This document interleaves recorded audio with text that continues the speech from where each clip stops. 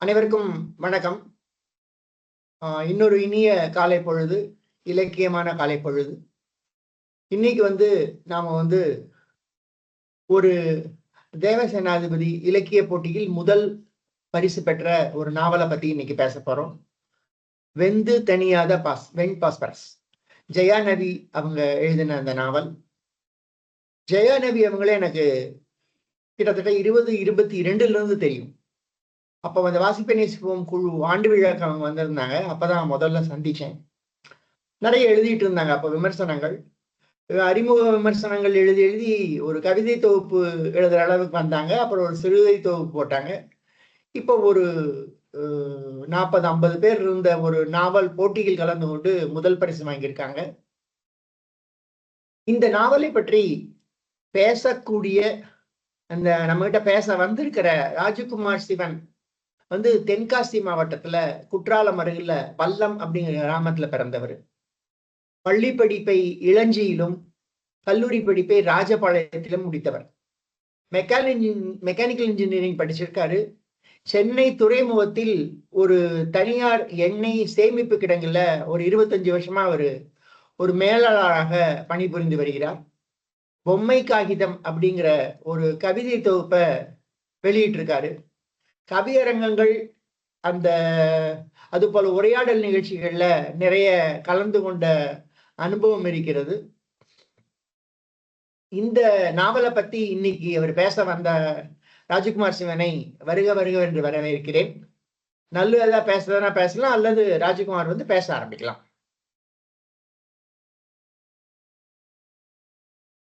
தொடரட்டும், நம்ம பிறகு பேசுவோம்.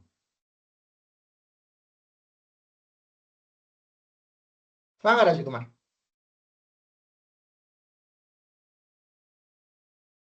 அன்மியூட் பண்ணிக்கங்க. அனைவருக்கும் காலை வணக்கங்கள். கேக்குதுங்களா சார்? கேக்குது, பேசலாம் பேசலாம். மகிழ்ச்சி. அனைவருக்கும் ஞாயிறு மாலை காலை வணக்கங்கள். உங்களது பொன்னான நேரத்தை இந்நேரத்தில் இந்த புலனவழி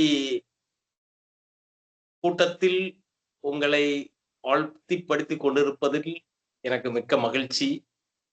எனக்கு இந்த மாதிரி ஒரு வாய்ப்பு அளித்த தோழர் நல்லு அவர்களுக்கும், எழுத்தாளர் ஜெயாநவி அவர்களுக்கும் மற்றும் அனைவருக்கும் எனது முதற்கண் நன்றியை தெரிவித்துக் கொள்கிறேன்.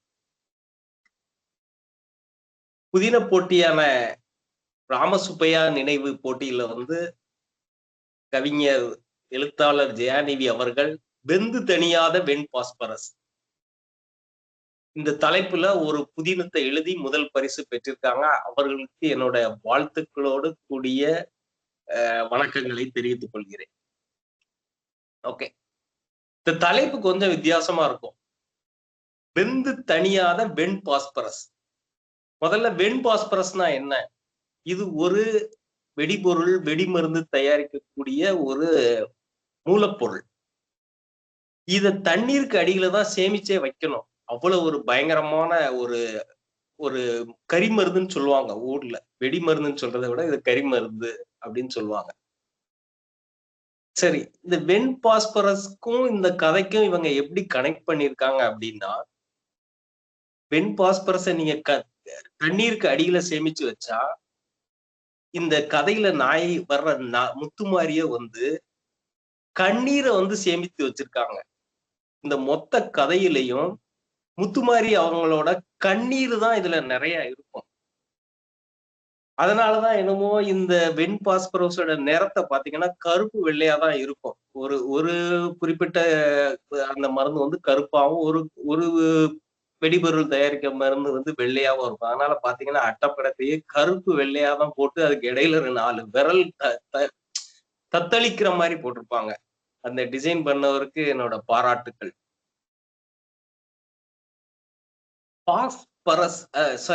ஃபயர் ஆபீஸ் இது ஒரு ஆங்கில வார்த்தை. அதை நீங்க அப்படியே தமிழுக்கு டிரான்ஸ்லேட் பண்ணீங்க அப்படின்னா தீ அலுவலகம். ஃபயர்னா தீ, ஆபீஸ்னா அலுவலகம். Fire office. இப்ப இதை நீங்க ஒன்னா படிச்சு பாத்தீங்க அப்படின்னா, தீ அலுவலகம்.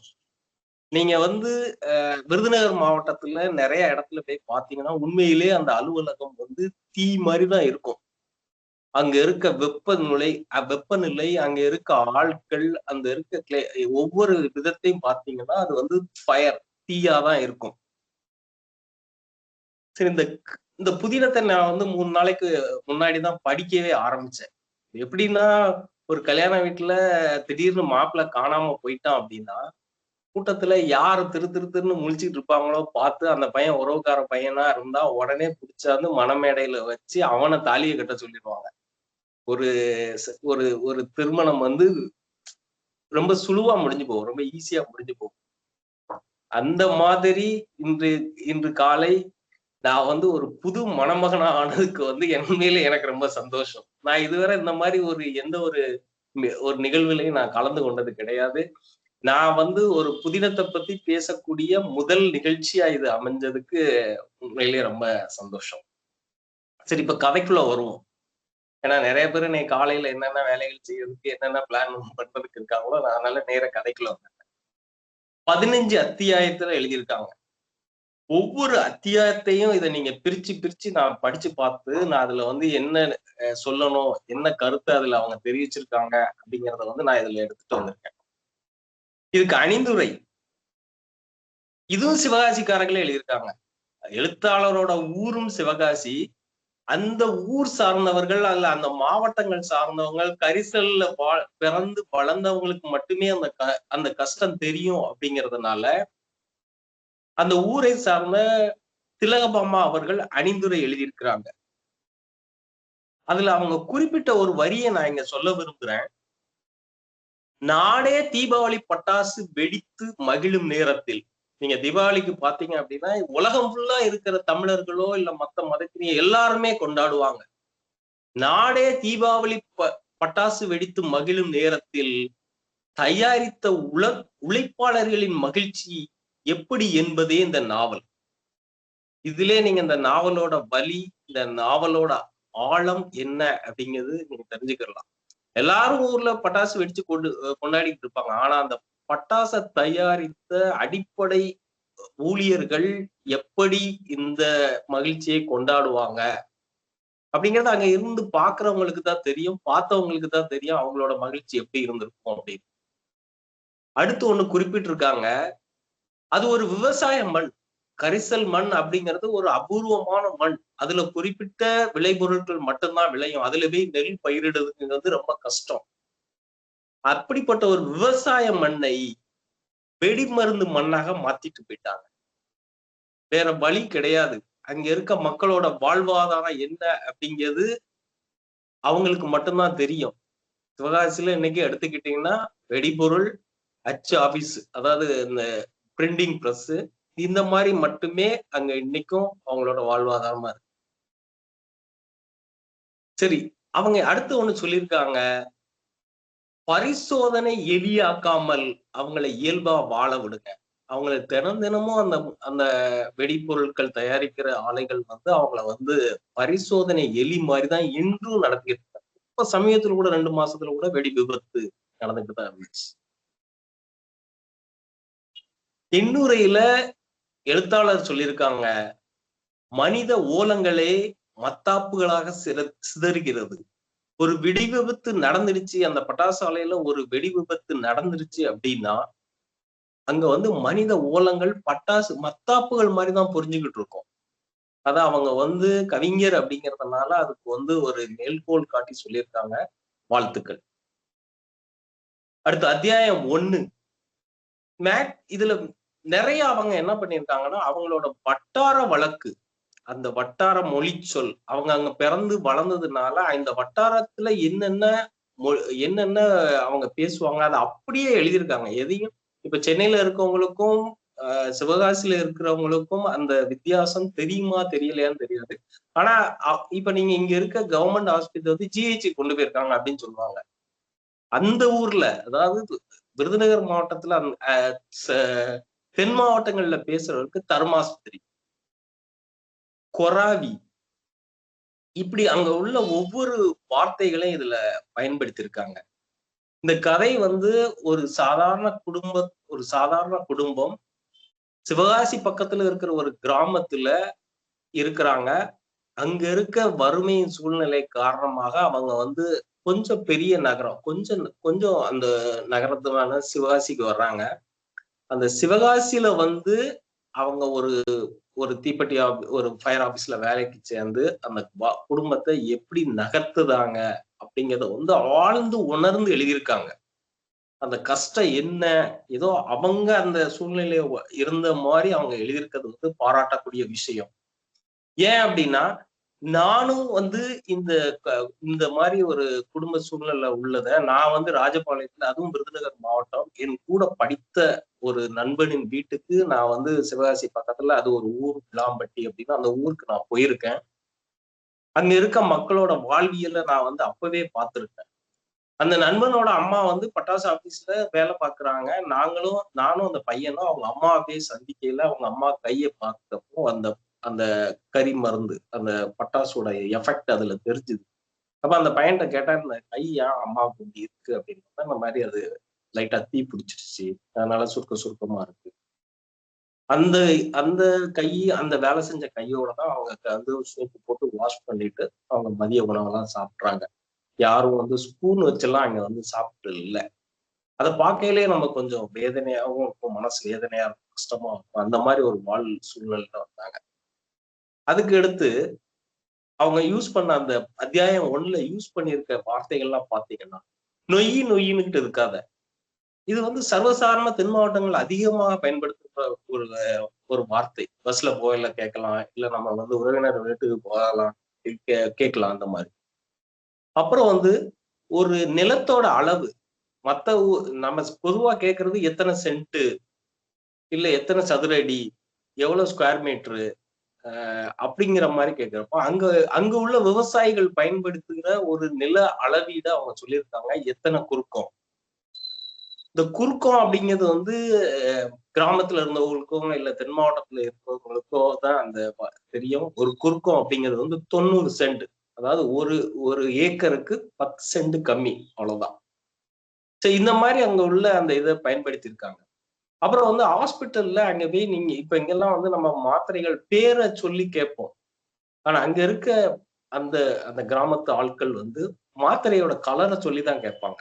அந்த வெள்ளை கலர் மாத்திரை கொடுங்க, அந்த ஊதா கலர் மாத்திரை கொடுங்க அப்படின்னு தான் கேட்டு வாங்கியிருப்பாங்க. அதையும் சொல்லியிருக்காங்க. அப்புறம் வந்து அந்த ஊர் பெயர்கள்லாம் வந்து அழகா இருக்கும். இப்ப சிவகாசி அப்படிங்கிறது வந்து எவ்வளவு அழகான ஊரு. ஆனா அங்க உள்ள மக்கள் வந்து ரொம்ப ஈஸியா செவாசி, எங்க போறீங்க? செவாசிக்கு போறேன். சிறுவில்லிபுத்தூர், சிறுவில்லிபுத்தூர் தமிழ்நாடு அரசு முத்திரை பதித்திருக்கிற அந்த ஆண்டாள் அந்த கோவிலோட கோபுரம் தான் தமிழ்நாடு அரசு முத்திரையில இருக்கு. அந்த ஊர் பேரு சிறுவில்லிபுத்தூர். அவங்க அவ்வளவு இதெல்லாம் சொல்ல மாட்டாங்க. சிலுவத்தூர். எங்க போறீங்க? சிலுவத்தூருக்கு போறேன். அப்புறம் வந்து அங்க உள்ள ஒரு விளை பொருட்கள், கேப்பை, சோளம், இந்த மாதிரி பொருட்கள் மட்டும்தான் அந்த இடத்துல விளையும். அதை வந்து அவங்க அத்தியாயம் 1ல சொல்லியிருக்காங்க. என்னென்ன அங்க இருக்கும் அப்படின்னு. இந்த கதையில முத்துமாரி அப்படிங்கிறவங்க வந்து ஒரு ஒரு பெண். அவங்கதான் அந்த குடும்ப தலைவி. 2 பெண் பிள்ளைங்களுக்கு அவங்க தாய். ஒரு கணவர், குடிகார கணவர். அவரோட அவரோட வலிகள், அவங்க சந்திச்ச வாழ்வியல், அவங்க குடிகார கணவரோட நடத்துகிற போராட்டம், அவங்க வந்து பண சூழ்நிலைக்காக உழைப்புல அவங்க பட்ட போராட்டம், பிள்ளைகளை வந்து ஸ்கூல்ல சேர்த்து விட்டு அங்க என்ன நடக்குமோ அப்படிங்கிற அந்த பயம், ஊர்ல உள்ளவங்க என்ன பேசுவாங்க. அதாவது கிராமத்துல வந்து ஒரு பெண்ணோட நடவடிக்கையே எல்லாரும் கண்காணிச்சுக்கிட்டே இருப்பாங்க. எங்க போறா, எங்க வாரா, எப்படி அவளோட அவளோட வருமானம் எப்படி இருக்கு, அவளோட ஆடை சுதந்திரம் எப்படி இருக்கு அப்படின்னு எல்லாத்தையும் கவனிப்பாங்க. இந்த முத்துமாரி அப்படிங்கிற அந்த குடும்ப தலைவி படுகிற ஒவ்வொரு விஷயத்தையும் இவங்க வந்து இதுல தெளிவா சொல்லியிருக்காங்க.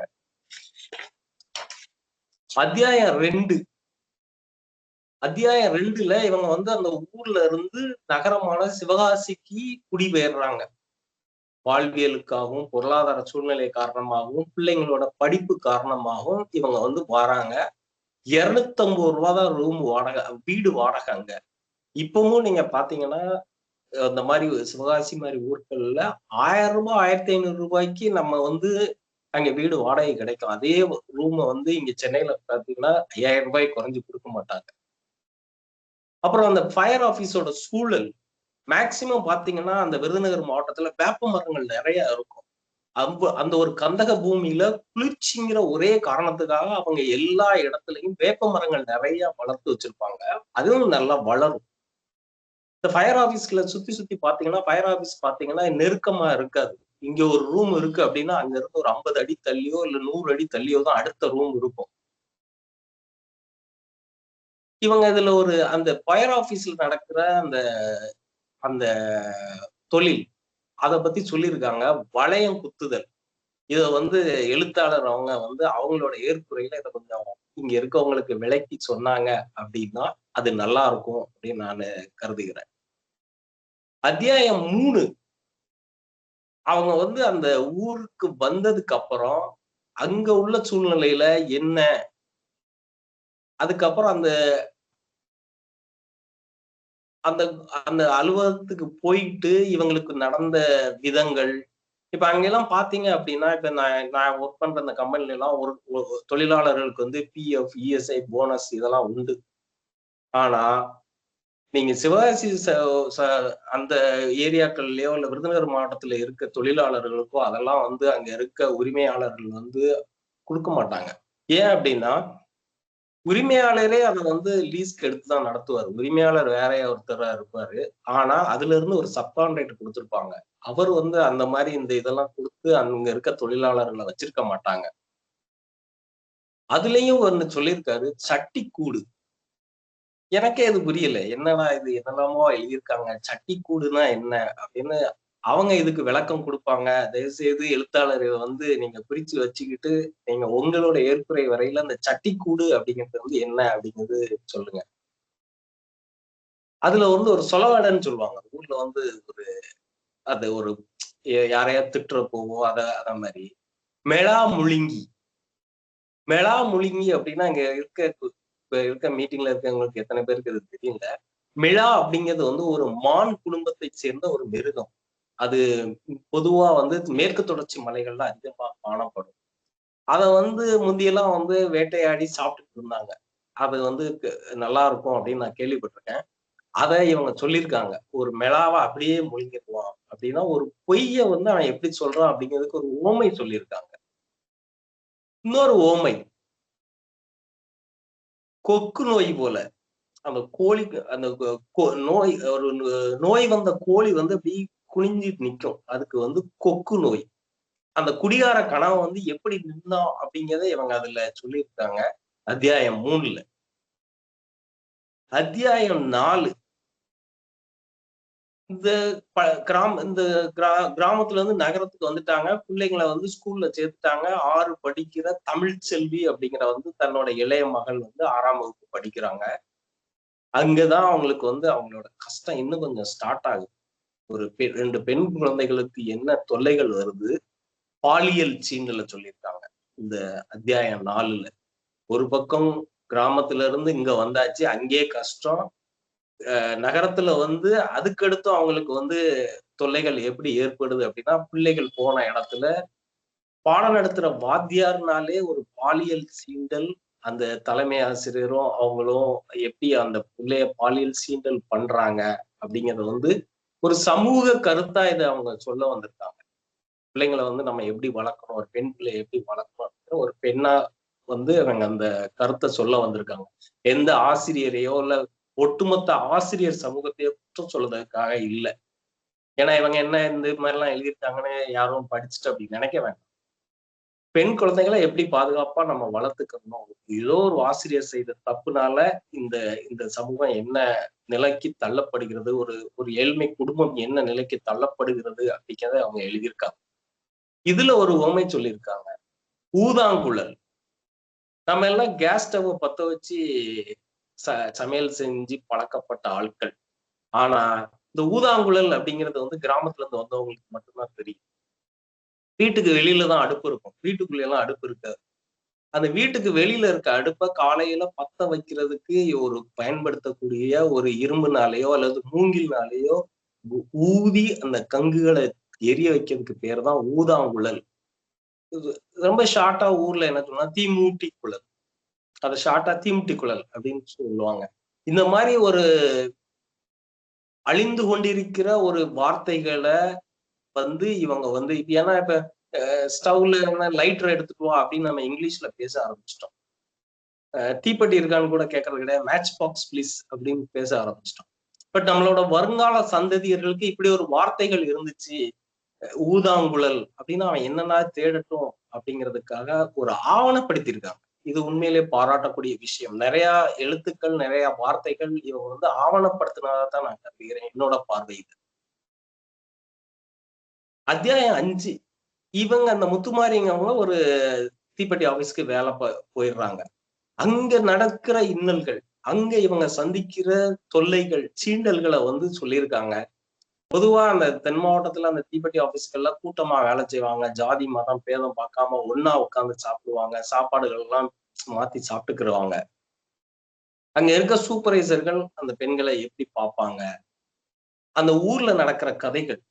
நீங்க வந்து டிவியோ இல்லாட்டி ரேடியோ நியூஸோ கேட்க வேண்டாம், அந்த கிராமத்துல என்ன நடந்துச்சு, பக்கத்து கிராமத்துல என்ன நடந்துச்சுன்னா மத்தியான சாப்பாட்டு வேலையில மொத்த செய்திகளையும் அந்த இடத்துல பகிர்ந்துக்கிடுவாங்க. அதை அவங்க குறிச்சிருக்காங்க. அப்புறம் வந்து அங்கதான் அந்த கலப்பு திருமணம், இப்ப சென்னையில ஒரு கலப்பு திருமணம் நடந்துச்சு அப்படின்னா 2 வீடும் சம்மதம் பண்ணி அந்த கல்யாணம் பண்ணி வச்சிருவாங்க. பட் தென் மாவட்டங்கள்ல குறிப்பா கிராமத்துகள்ல கலப்பு திருமணம், ஜாதி விட்டு ஜாதி திருமணம் பண்ணாங்க அப்படின்னா அந்த ஊரே அல்லோலப்பட்டு போகும். ஏன்னா ஒரு போர் நடந்த மாதிரி கூட நடக்கிறதுக்கு அந்த அந்த இடங்கள்ல வாய்ப்பு இருக்கு. அப்படி நடந்த ஒரு கலப்பு திருமணத்தையும் இங்க சொல்லியிருக்காங்க. திருமணத்தினால யார் யாரு எப்படி பாதிக்கப்பட்டாங்க, அங்க என்ன நடந்துச்சு அப்படிங்கறது அந்த அத்தியாயம் 5ல குறிப்பிட்டு சொல்லியிருக்காங்க. நல்ல விஷயம். அத்தியாயம் 6,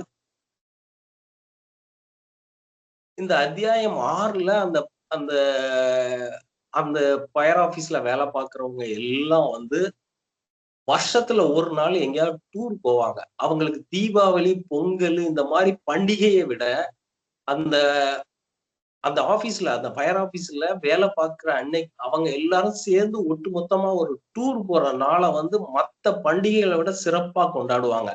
அந்த மாதிரி இந்த இந்த ஃபயர் ஆபீஸ்ல வேலை பார்க்கிறவங்க எல்லாரும் சேர்ந்து சிவகாசியில இருந்து ஒரு 30 கிலோமீட்டர் 40 கிலோமீட்டர் தொலைவில் இருக்கிற கழுகுமலை அப்படிங்கிற ஒரு ஊருக்கு டூர் போறாங்க.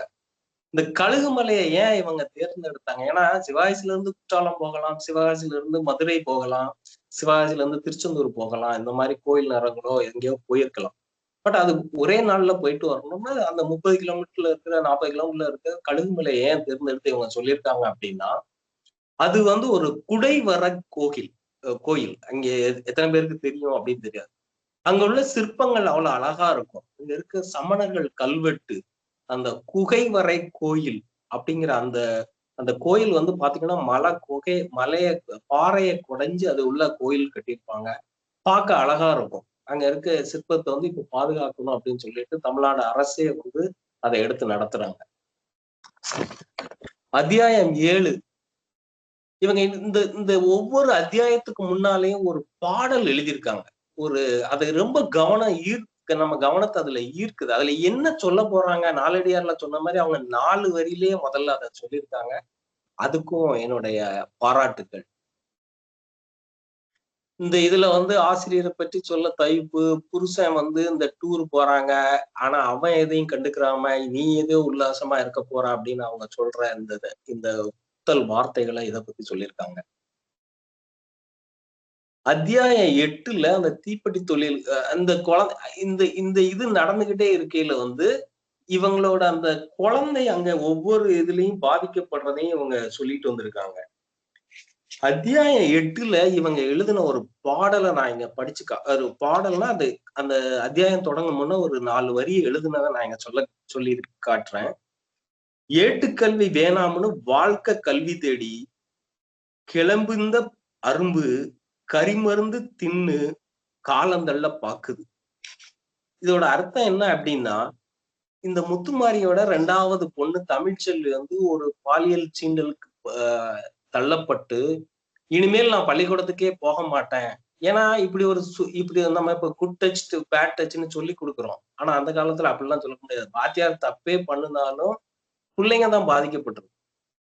அது மாதிரி இந்த புள்ள வந்து இந்த தமிழ்ச்செல்விங்கிற அந்த பொண்ணு வந்து தனக்கு ஏற்பட்ட பாலியல் சீண்டலை பெற்றோர்களிடமும் உடன் பிறந்த சகோதரிகள்கிட்டையும் உறவினர்கள்ட்டையும் சொல்ல முடியாம இன்னும் அடிப்பாங்களோ வாத்தியார் அப்படி தப்பு பண்ணுவாரா அப்படின்னு நம்மளே திருப்பி கேட்டுருவாங்களோ அப்படிங்கிற ஒரே பயத்தினால சொல்லாம இருந்துட்டு நான் இனிமேல் போக மாட்டேன் அப்படின்னு சொன்னோம்னா இன்னும் இந்த பிள்ளைய மட்டும் எப்படி நம்ம வீட்டுல விட்டுட்டு வேலைக்கு போக குடியார கணவன் அவனும் பாதுகாப்பு கொடுக்க மாட்டான் அப்படின்னு தனியா விட முடியாம இந்த பிள்ளைய கொண்டு ஒரு தீப்பெட்டி குழந்தை தொழிலாளி மாதிரி இந்த பிள்ளைய கொண்டு ஒரு தீப்பெட்டி தொழிற்சாலையில வேலைக்கு விட்டுருவாங்க.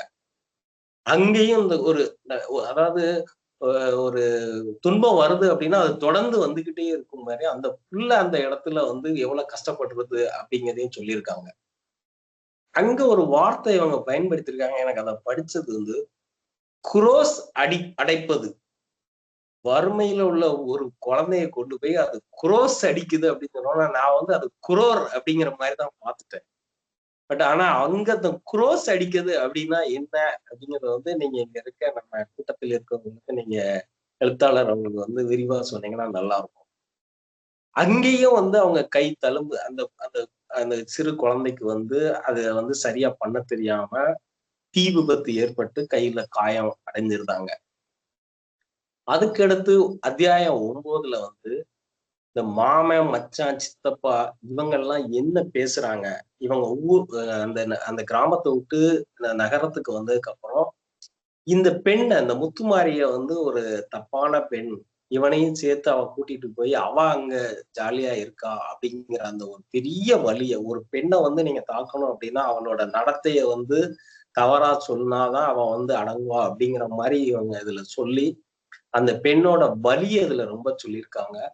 அதுக்கப்புறம் வந்து குழந்தை என்னதான் ஒரு கஷ்டம் இருந்தாலும் ஒரு நல்லதா இருக்கும் அப்படிங்கிற மாதிரி குழந்தை தொழிலாளர்களுக்கான திட்டம் அந்த பெண் வந்து அந்த குழந்தை வந்து அந்த அந்த ஃபயர் ஆபீஸ்ல வேலை பார்க்கையில 2 மணி நேரம் அங்க படிக்கலாம். அங்க ஒரு டீச்சர் வருவாங்க. அவங்க அதுக்கு பாடம் சொல்லி கொடுப்பாங்க. அந்த பாடத்தை படிச்சுட்டு அந்த பிள்ளை வேலை செய்யலாம். அதுக்கும் சம்பளம் உண்டு, இதுக்கும் சம்பளம் உண்டு அப்படின்னு குழந்தை தொழிலாளர்களுக்கு உண்டான திட்டங்களையும் இதுல அவங்க சொல்லியிருக்காங்க. அதையும் அரசு என்ன செய்யுது அப்படிங்கிறத குறிப்பிட்டிருக்கிறது வந்து பாராட்டக்கூடிய விஷயம். அத்தியாயம் 10ல வந்து பாத்தீங்க அப்படின்னா இந்த தீப்பெட்டி ஆபீஸ்ல காதலிச்சு வெவ்வேறு ஜாதியை சேர்ந்த 2 ஜோடிகள் திருமணம் செஞ்சுக்கிறாங்க. அந்த ஜோடியை பிரிக்கிறதுல வந்து பெண் வீட்டாளர்கள் ரொம்ப தீவிரமா இருக்காங்க. அந்த பையன் மேல கேஸ் போடுறாங்க. அத வந்து அந்த ஓனர் அந்த தீப்பெட்டி ஆபீஸ் வச்சிருக்க ஓனர் வந்து போய் சரி பண்ணி 2 பக்கமும் பாதிப்பு இல்லாம சமாதானமா பிரிச்சு வச்சிடுறாங்க. அந்த பையனும் சரி நம்மளால ஊர் கலவரமே ஏற்பட்டுறக்கூடாது அப்படிங்கிறதுனால அவன் பிரிஞ்சு வந்துடுறான். அத்தியாயம் 11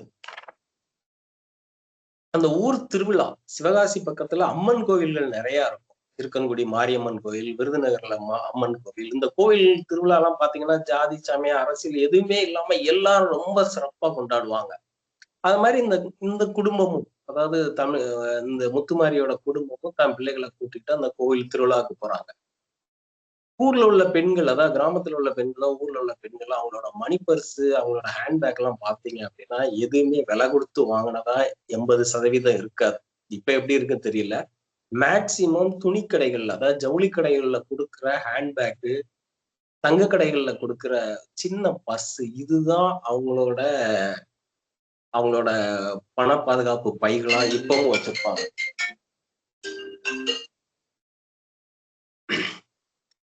இதுல வந்து அந்த குழந்தை வந்து முதல் மாச சம்பளம் வாங்கிட்டு வந்த அந்த சம்பளத்தை வச்சு அந்த குழந்தை ஆசையா போகுது. நமக்கு இது வாங்கணும், அது வாங்கணும், ஜிமிக்கி கம்மல் வாங்கணும், அதெல்லாம் வாங்கணும் போகுது. அந்த சூழ்நிலை எப்படி இருந்துச்சு அப்படிங்கிறத அதுல எழுதியிருக்காங்க. அடுத்து சமையல் குறிப்பே இவங்க விடல. ஒரு பெண் அப்படின்னா அவங்க சமையலை பத்தி சொல்லல அப்படின்னா அவங்க எழுத்தாளரே இல்லாத மாதிரி இதுல கொண்டு வந்திருக்காங்க. ரத்த பொரியல் எப்படி செய்யணும் அப்படின்னு ஒரு சமையல் குறிப்பு அழகா சொல்லியிருக்காங்க. வாய்ப்புள்ள பெண்கள் அதை படிச்சுட்டு நீங்க அதை செஞ்சு பார்த்தீங்க அப்படின்னா அந்த எழுத்தாளருக்கு வந்து அது பெரிய சந்தோஷத்தை கொடுக்கும் அப்படின்னு நான் விரும்புறேன். அப்புறம் வந்து தென் மாவட்டத்துல, குறிப்பாக விருதுநகர் மாவட்டத்துல இருக்க தின்பண்டங்கள், சேவுன்னு சொல்லுவாங்க. சேவுன்னு சொல்லுவாங்க. சேவு அப்படின்னா அது ஒரு அந்த அந்த மாவட்டத்துல உள்ள மக்களுக்கு மட்டும்தான் தெரியும். அது எவ்வளவு ருசியா இருக்கும், அது எப்படி இருக்கும் அப்படின்னு. கருப்பட்டி மிட்டாய், பலூன நீங்க நீங்க வந்து சென்னையில வந்து நீங்க வந்து பலூன் அப்படின்னு சொல்லுவீங்க. தென் மாவட்டத்துல வந்து அத ஊத்தாம்பட்டி. அதுக்கு இவங்க ஒரு அந்த பலூனுக்கு இவங்க ஒரு நானே இப்பதான் இன்னைக்கு அவங்க அந்த புக்கை படிச்சதுக்கு அப்புறம் தான், ஓ இதுக்கு இப்படி ஒரு ஓமை இருக்கா அப்படின்னு. ஒரு பலூனை ஊதுனா அது வந்து ஒரு சொரைக்காய் மாதிரிதான் விரியும் அப்படின்னு. அந்த பலூனுக்கு பேரே சொரைக்காய் பலூன். அதாவது அந்த குழந்தை கேக்குதம்மா எனக்கு ஒரு சொரைக்காய் பலூன் வாங்கி கொடு அப்படின்னு. நல்ல ஒரு இதா சொல்லியிருக்கீங்க. அப்புறம் பரோட்டா, விருதுநகர் பரோட்டா எல்லாத்துக்கும் தெரியும். அது வந்து எண்ணெயில பொரிச்சு கொடுப்பாங்க, அதையும் சொல்லியிருக்காங்க. அத்தியாயம் 12ல இருந்துதான் இவங்களோட கதையை ஒரு த்ரில், அதாவது ஒரு கிளைமாக்ஸ்க்கு போற மாதிரி அப்படியே நம்மள வந்து ஒரு இயற்கை நுனிக்கு கொண்டு போகுது. என்ன அப்படின்னா, அந்த அந்த குழந்தைக்கு தீப்புண்ணு ஆனவருக்கு எப்படி மருந்து இடணும். ஒரு தீப்புண்ணுக்கு நம்ம இங்க பாத்தீங்கன்னா கேஎம்சில கொண்டு அட்மிட் பண்ணுவாங்க. வேற மத்த ஹாஸ்பிட்டல்ல விட கேஎம்சில தான் தீக்காயத்துக்கு மருந்து இடுவாங்க. ஆனா ஊர்ல அங்க உள்ள ஆட்கள் என்ன பண்ணுவாங்கன்னா, தீப்புண்ணுக்கு காயம் அப்படின்னா மருதாணி இலையை அரைச்சி அதை தேங்காய் எண்ணெயில, பியூர் தேங்காய் எண்ணெயில குழப்பி கோழி இறகு கொண்டு அதுல கொண்டு அப்ளை பண்ணா அது வந்து இதமா இருக்கும் அப்படின்னு. அதுக்கு எப்படி மருந்து போடணும், தீக்காயங்களுக்கு எப்படி மருந்து போடணும் அப்படின்னு இதுல சொல்லியிருக்காங்க. இதுல வந்து கணவன் மனைவிக்கு டெய்லி சண்டை. டெய்லி சாயந்தரம் குடிச்சிட்டு வருவாரு. வழக்கம் போல 2 பேருக்கும் சண்டை நடக்கும். 2 பேரும் வந்து தகாத வார்த்தைகளால, ஊர்ல எல்லாம் அது தகாத வார்த்தைகள்லாம் கிடையாது. அது வந்து நார்மல் வார்த்தை அவங்களுக்குள்ள. அந்த மாதிரி பேசி சண்டை போட்டுக்கிட்டு இருப்பாங்க. காலையில எதுவுமே தெரியாத மாதிரி அந்த கணவர் வந்து எந்திரிச்சு வேலைக்கு போயிடுவாரு. அதான் அங்க நடக்கிற ஹைலைட். ஒரு சண்டை நடந்துச்சா அப்படின்னு அவர் காலையில தெரியுமா தெரியாங்க எல்லாரும் எந்திரிக்கணும்னா அவர் வந்து வேலைக்கு போயிடுவாரு. சாயந்தரம் லேட்டா வருவாரு. ஆனா எப்படி வந்தாங்கிறது தான் அவருக்கு தெரியாது. அதுல சில வார்த்தைகளை இங்க சொல்லியிருக்காங்க. அந்த அது அந்த இந்த சமயத்துல வந்து இவங்க வந்து இந்த பிள்ளை வந்து ஏன் பாதிக்கப்பட்டுச்சு, இந்த பிள்ளை ஏன் பள்ளிக்கூடத்துக்கு போக மாட்டான்னு சொல்லுச்சு அப்படிங்கிறத வந்து ஒரு ஸ்டேஜ்ல அந்த பிள்ளை வேலை பார்க்குற இடத்துல கையில தீப்புண்ணு ஆனதுக்கு அப்புறம் அங்க வேலை பார்த்தவங்கள்ட்ட சொல்லுது, நீ ஏன் பாப்பா இங்க வந்து இப்படி வேலை பார்த்துருக்க, நீ பள்ளிக்கூடத்துக்கு இருந்தா இப்படிலாம் நீ எங்களை மாதிரி கஷ்டப்படணுமா, தேவையில்லாம பண்ண இல்லை. அப்பதான் அந்த குழந்தை சொல்லுது, என்னை வந்து இந்த மாதிரி வாத்தியாரும் 8th பாடம் எடுக்கிற வாத்தியாரும் பண்ணாங்க அப்படின்னு. பெரிய பெரிய கலவரம் மாதிரி ஆகுது. ஒவ்வொருத்தரும் கொதிச்சு எழுதுறாங்க. ஏன்னா கிராமத்துல வந்து வாத்தியார்கள்லாம் வந்து கடவுள் மாதிரி பார்ப்பாங்க. வாத்தியார்களோட ஒரு ஆசிரியரோட பாடம் எடுக்கிறது வந்து அந்த அளவுக்கு இருக்கும் அப்படின்னு சொல்லுவாங்க. சோ அத வந்து இவங்க வந்து சொல்லியிருக்காங்க. ஒவ்வொரு வாத்தியாரும் இப்படி இருப்பாங்க. இந்த வாத்தியாரை அடிக்க போகணும் அப்படின்னு சொல்லியிருக்காங்க. வாத்தியார அடிக்க போகையில சரி எல்லாரும் போய் அந்த வாத்தியார்ட்ட கேட்கலாம், ஏன் அப்படி என் குழந்தைய பண்ண அப்படின்னு போய் கேட்கறாங்க. அவர் அடிக்க போறாங்க. ஒரு சமாதான கூட்டம் மாதிரி நடக்குது. மாவட்ட கல்வி அலுவலர் வந்து அந்த கூட்டத்தை, போலீஸ் எல்லாம் இருக்காங்க. அந்த இடத்துல சில வார்த்தைகள் பயன்படுத்தியிருக்காங்க. அவரை வந்து நாய் அப்படின்னு சொல்றாங்க, செருப்பால அடிப்பேன்னு சொல்லுவாங்க, காரி துப்பிடுவேன் அப்படின்னு செஞ்சிருக்கலாம். இதெல்லாம் அப்படியே சொல்லியிருக்காங்க. இத கொஞ்சம் நாசூக்கா அவங்க சொல்லியிருந்தா இன்னும் நல்லா இருக்கும் அப்படின்னு என்னோட கருத்து. அவங்க என்ன மனநிலையில இந்த வார்த்தைகள்லாம் பயன்படுத்தி ஒரு வாத்தியாரை வந்து இப்படி கேட்டாங்க அப்படின்னு எழுதியிருக்காது. இது உண்மையில நடந்த கதை அப்படின்னா அது மாற்று கருத்து இல்ல. இருந்தாலும் இந்த இடத்துல வந்து அந்த இடத்த அந்த கொஞ்சம் ஒரு நாசூக்கா பயன்படுத்தி இருந்தாங்கன்னா நல்லா இருக்கும் அப்படின்னு என்னோட கருத்து. அப்புறம் அத்தியாயம் 13 அந்த இந்த குடிகார கணவர் இந்த முத்துமாரி வேலை பார்க்கிற அவர் வந்து ஒரு லோடு மேனா அங்க வேலை பார்க்கிறாரு. லோடு மேன்கள்னாலே பொதுவா சாயந்தரம் ஆயிடுச்சுன்னா குடிக்கிறது இந்த மாதிரி இருக்கு. இவர் இந்த முத்துமாரி வேலை பார்க்கிற ஃபயர் ஆபீஸ்க்கே போய் லோடு இறக்க போகையில வெடி விபத்து. அங்க வந்து 4 உயிர் பலி ஸ்பாட்லயே ஆயிருது.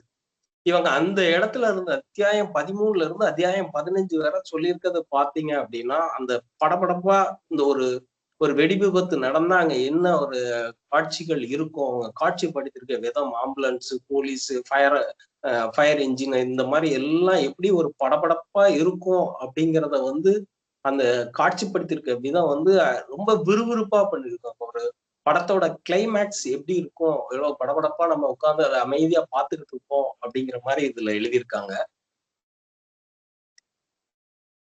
அந்த ஆளு ரொம்ப சீரியஸா இருக்காரு, 4 பேர் இறந்து போறாங்க. இவளோட ஃபீல் அந்த இடத்துல எப்படி இருக்கு அப்படிங்கிறத வந்து இவங்க கடைசியா கொண்டு வந்திருக்காங்க. ஆனா அவர் இறந்து போயிடுறாரு. இறந்து போனதுக்கு அப்புறம் வாழ்க்கை படகு தரை தட்டி நிக்குது. அந்த அந்த முத்துமாரிங்கிற கேரக்டர் எப்படி இருக்கு, அவங்களுக்கு என்ன இங்க அரசு நிவாரணம் கொடுக்குது, அதை இவங்க என்ன பண்ணாங்க, அந்த கம்பெனி ஓனர் என்ன இவங்களுக்கு ஹெல்ப் பண்ணாங்க, இவங்களை எப்படி படிக்க வச்சாங்க அப்படிங்கிறத இந்த கதையை முடிச்சிருக்காங்க. ரொம்ப சிறப்பான ஒரு கதைய, ஒரு நாவல நானும் வந்து இந்த இந்த மாதிரி ஒரு ஆய்வுரை செய்ய சொல்லி எனக்கு வாய்ப்பு கொடுத்த தோழர் நல்லு அவர்களுக்கும்,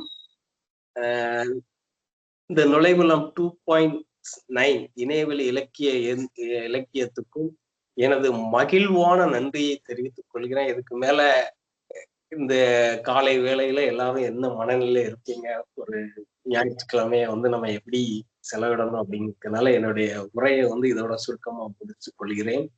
வாய்ப்பளித்த அனைவருக்கும், பொறுமையா என்னோட கருத்தை கேட்ட அனைவருக்கும் நன்றி கூறி விடைபெறுகிறேன். நன்றி, வணக்கம். நன்றி ராஜகுமார், மிக சிறப்பாக உங்கள் உரை அமைந்தது. நீங்க பேசினதுல அந்த அத்தியாயமா எடுத்து பேசினத நான் ரொம்ப சிறப்பா பாக்குறேன். பொதுவா கதை சொல்றவங்க அந்த கதையை சொல்லுவாங்க. ஆனா நீங்க வந்து அந்த புத்தகத்தில் ஆழ்ந்த அந்த உணர்வு காரணமாக ஒவ்வொரு அத்தியாயமா எடுத்து நமக்கு அந்த நாவல் படிக்கிற உணர்வையே நீங்க கொடுத்துட்டீங்க அப்படிங்கிறது இதில் பாராட்டத்தக்கது. மிக ஆழ்ந்த சிறப்பான உரை அப்படின்னு சொல்லலாம். அடுத்த நிகழ்ச்சிக்கு வரோம், ஏற்புரை. தோழர் ஜெயாநவி வந்து நான் ஏற்கனவே சொன்னாப்புல அவங்கள எனக்கு ரொம்ப நாளா தெரியும். அவங்க வந்து படிப்படியாக நூல் விமர்சனங்களிலிருந்து தொடர்ந்து ஒரு கவிதை, ஒரு சிறுகதை, ஒரு நாவல், அந்த நாவலும் ஒரு பரிசு பெற்றக்கூடிய ஒரு நாவல் அளவுக்கு அவங்க வளர்ந்து இருக்கார்கள் அப்படிங்கிறது மிகவும் பெருமைப்படத்தக்க விஷயம். அவங்க வந்து விழுமம் அப்படிங்கிற ஒரு கவிதை தொகுப்புல தான் அவங்க படைப்பு ஆரம்பிச்சாங்க. அதுவும் நான் படிச்சிருக்கேன். அதுக்கப்புறம் முனியப்ப சாமியும் ரெட்டக்கிடாவும் அப்படிங்கிற ஒரு சிறுகதை தொகுப்பு ஒரு கரிசல் இலக்கிய விழாவில் வெளியிடப்பட்டது. 3வதா இந்த மகுடம் ராமசுப்பையா நினைவு அறக்கட்டளை சார்பில் நடந்த ஒரு புதின போட்டியில் முதல் பரிசு இந்த வெந்து தனியாத வெண்பாஸ் பிரஸுக்கு கிடைச்சிருக்கு. தோழர் ராஜகுமார் பேசுறப்ப நிறைய சந்தேகங்கள் கேட்டிருக்காரு. அதை வந்து தன்னுடைய உரையில் நிவர்த்தி செய்து ஜெயாநவி அவர்களை பேச அழைக்கிறேன். வாங்க ஜெயாநவி.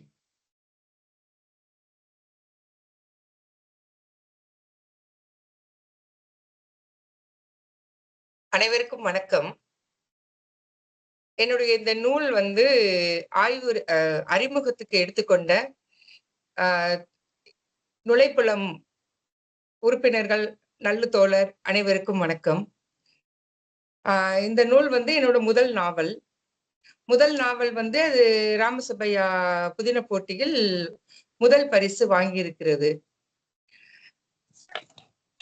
இது வந்து ஓரளவு வந்து ஒரு பரிசு வாங்கும் அப்படின்ற மாதிரி எனக்கு தோணுச்சு. முதல் பரிசுங்கும் போது நிறைய ஒரு சந்தோஷம். ஏன்னா இது வந்து ஒரு 50 ஆண்டு காலமா நான் எழுத நினைச்சது. ஒரு 50 வருஷம் கழிச்சுதான் எனக்கு இந்த வாய்ப்பே எனக்கு வந்திருக்குது. ஒரு 16 வயசுல வந்து படிச்சுட்டு இருக்கும் போது ஒரு கல்யாணம் பண்ணி வச்சுட்டாங்க.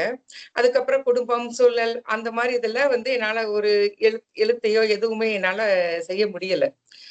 வாசிக்கிறது அப்பப்போ எனக்கு இருந்தது.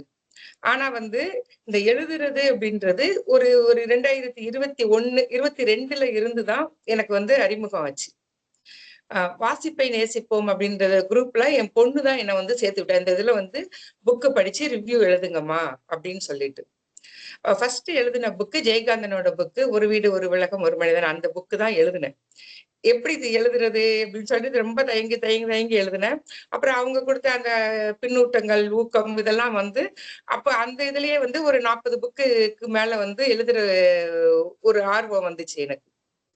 அதுக்கப்புறம் வந்து ஒரு கவிதை கவிதை குரூப்புக்குள்ள போயிட்டு அதுல வந்து நான் கொஞ்சம் கவிதை எழுதுறது செய்யறது. ஒரு கவிதை நூல் வெளியிட்டேன் நானு. அப்புறம் மறுபடியும் வந்து சிறுகதை தொகுப்பு வெளியிட்டேன். இந்த டிசம்பர்ல வெளியிட்டது. இந்த சிறுகதை தொகுப்பு எழுதும் போதுதான் எனக்கு அந்த நாவல் வந்து எழுதணும் அப்படின்ற மாதிரி ஒரு தோணுச்சு. இந்த நாவலுக்கான வந்து கரு வந்து நான் சொல்லி இருக்கிறது எங்க ஊர்ல இருந்து ஒரு 1% தான் அப்படிதான் இருக்கும்.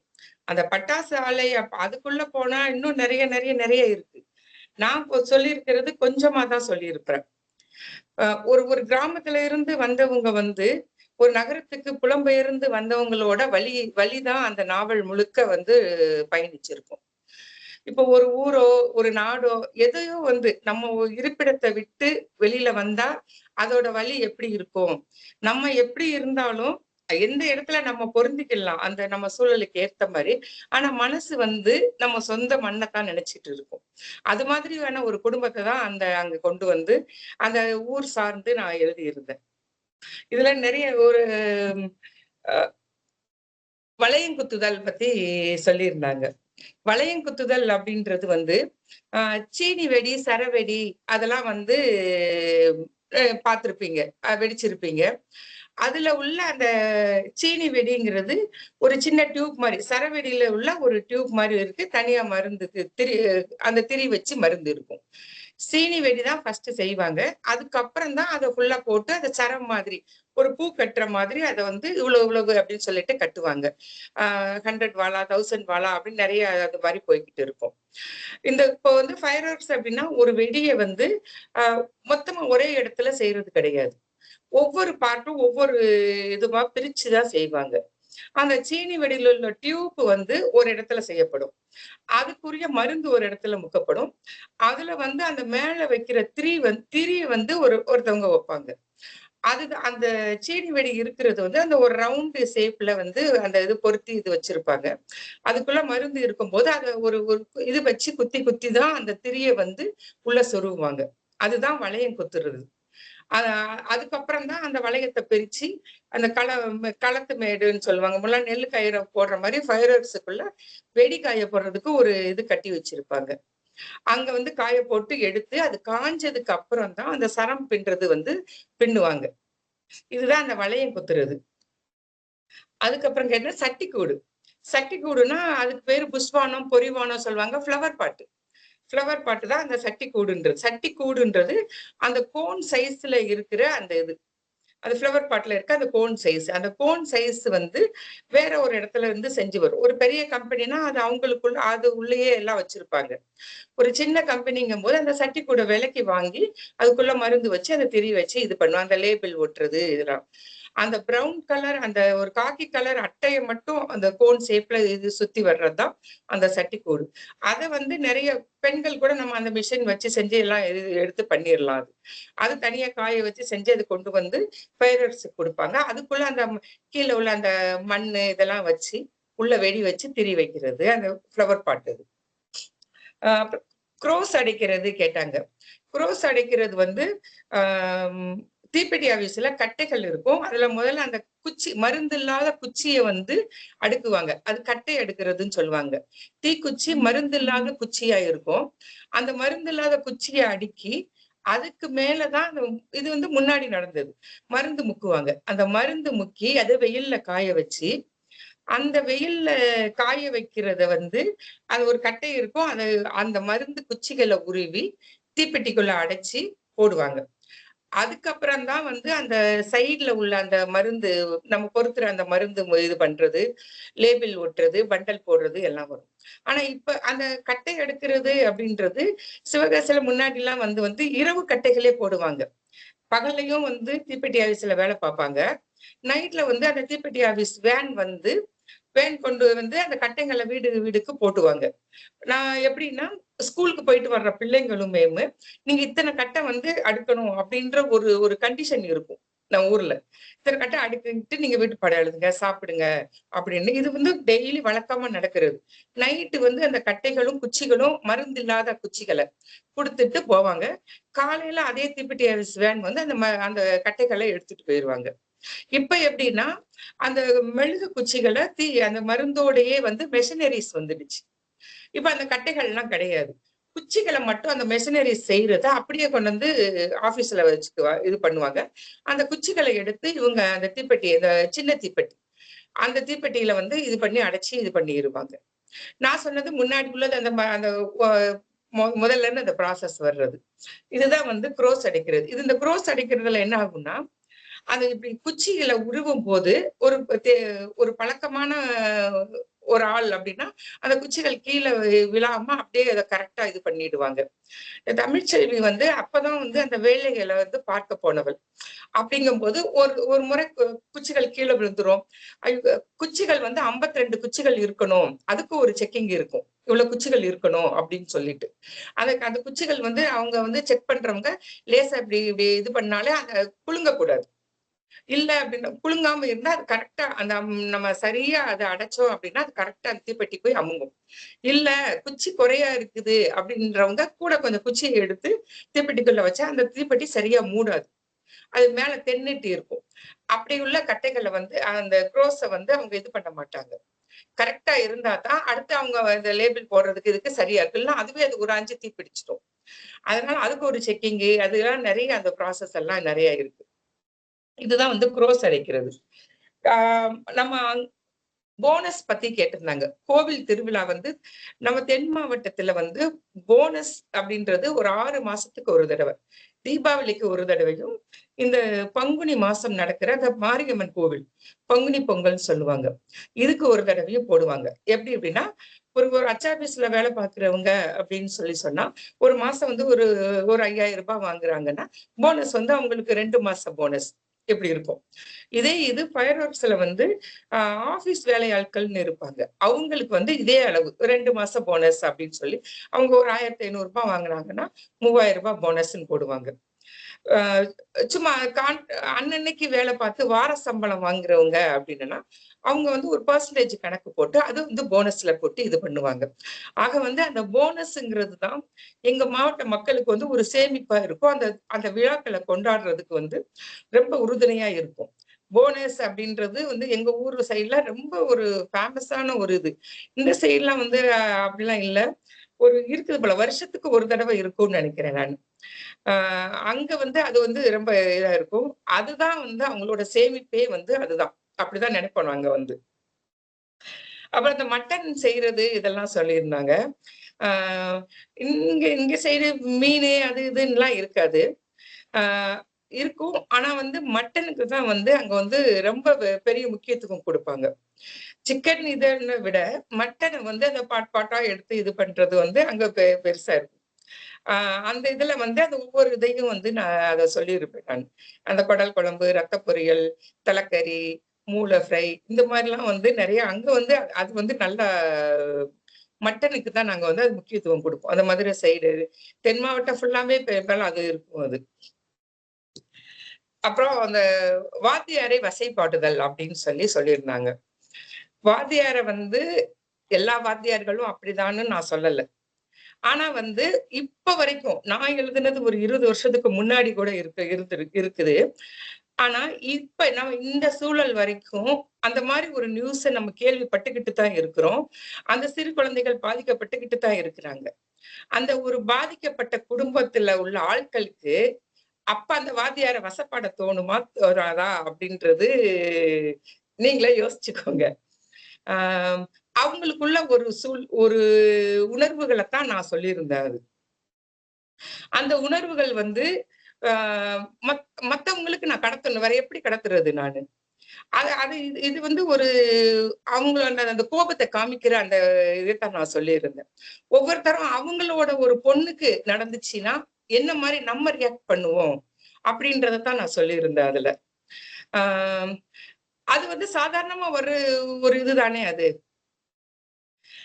எல்லா வாத்தியார்களையும் நான் திட்டணும், செய்யணும். அவங்க மேல எந்த கோபமும் இல்ல, செய்யல. அவங்களுக்கு உரியது அந்த சூழல்ல அவங்கள பெற்றவர்களுடைய உணர்வுகளை நான் வெளிப்படுத்தி இருந்தேன். இது வந்து இந்த ஃபயர் ஒர்க்ஸ் இதுல வந்து நான் ஒரு 20 வருஷத்துக்கு முன்னாடி கணக்கு எழுதுற வேலையில நான் இருந்தேன்.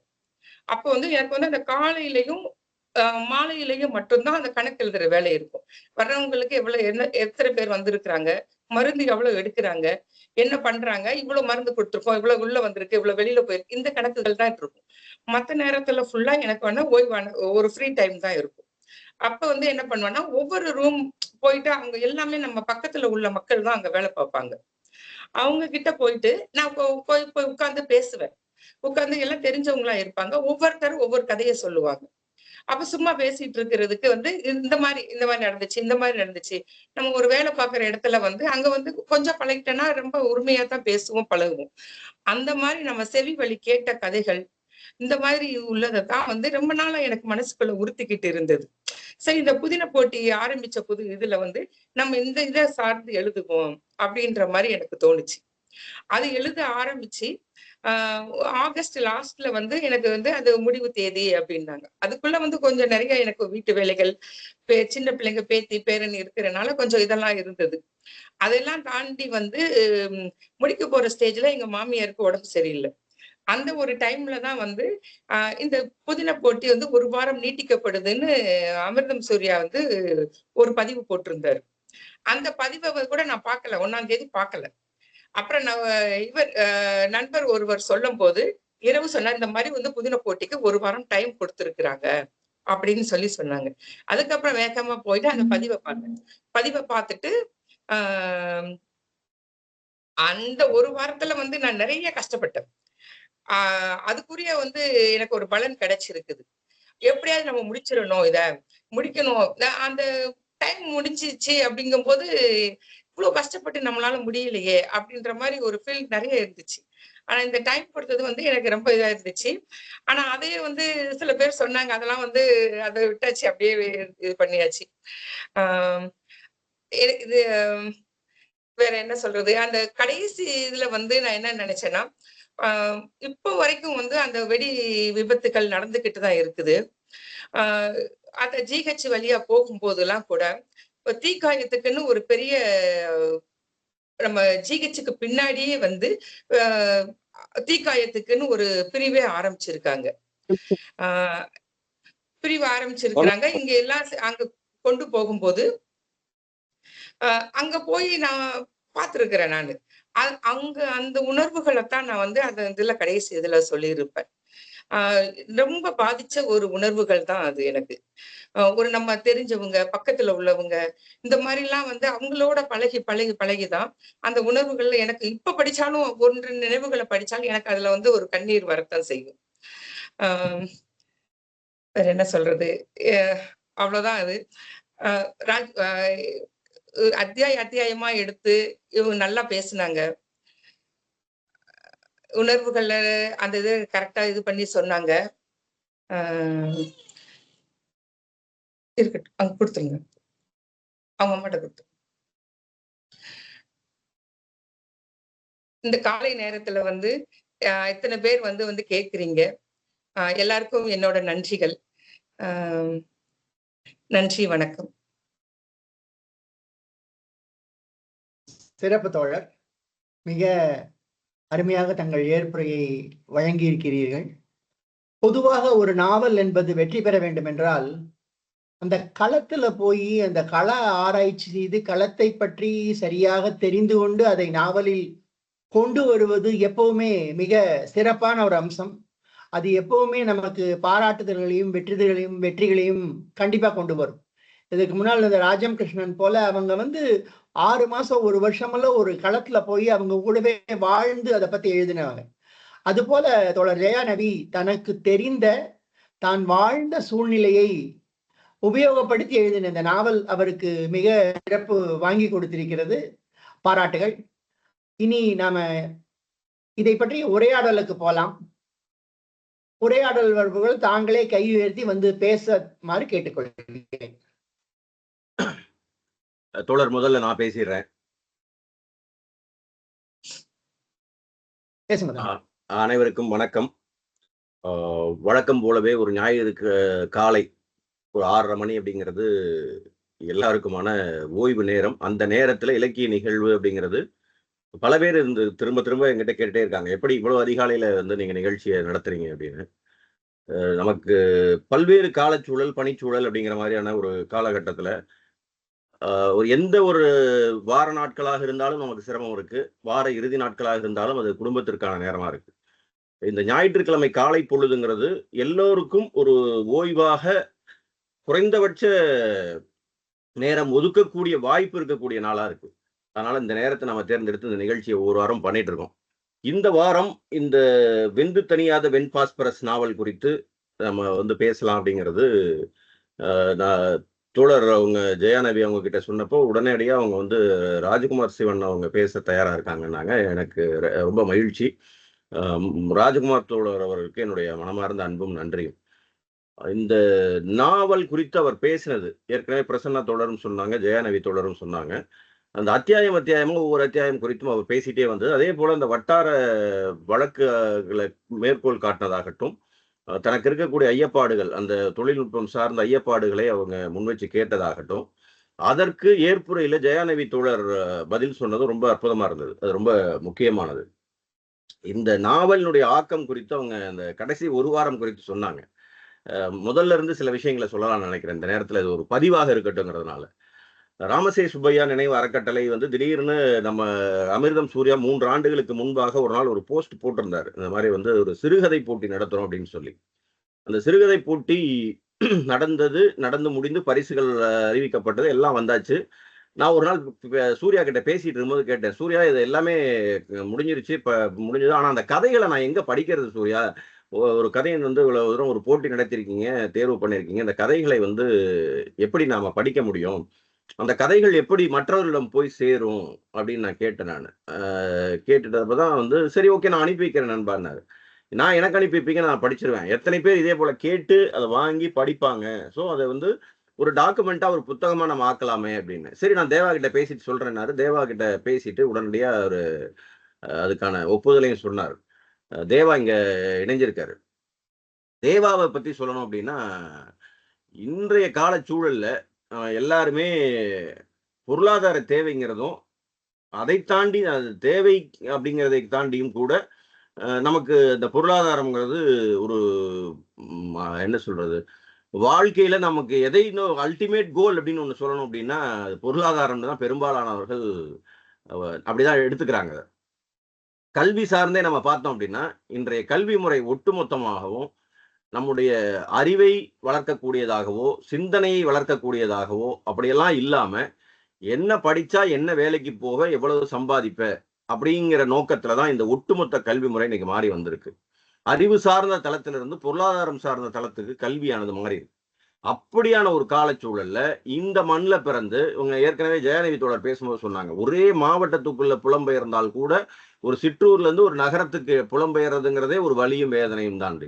அதே போல இங்க சிவகங்கை மாவட்டத்துல பிறந்து இப்போ வளைகுடா நாட்டுல அவர் பணியாற்றிட்டு இருக்காரு. தன்னுடைய பணிச்சூழலாக அங்க போய் வேலை பார்த்துட்டு இருக்காரு. அவர் தன்னுடைய தந்தையின் நினைவாக, நமக்கு எங்க இருந்தாலும் அவங்க அந்த பிறந்த மண்ணின் வேர் குறித்து சொன்னாங்க இல்லையா, தந்தையின் நினைவாக ஒரு அறக்கட்டளை நிறுவி அதன் மூலம் இலக்கியம் சார்ந்த செயல்பாடுகளுக்கு ஒவ்வொரு ஆண்டும் செலவழிக்கிறதுங்கிறதெல்லாம் இன்றைய காலச்சூழல்ல சாதாரண விஷயம் கிடையாது. அதை தாண்டி இன்னொன்னு சொல்லணும், நான் அவருடைய குடும்பத்தினர் அவங்களுக்கு நான் என்னுடைய மனமார்ந்த பாராட்டுகளை கண்டிப்பா சொல்லணும். ஒரு இலக்கியத்துக்காக ஆண்டுதோறும் இவ்வளவு செலவழிக்கிறத ஒரு குடும்பம் ஏத்துக்குது அப்படின்னா அதுவே நமக்கெல்லாம் பெரிய கொடுப்பினை.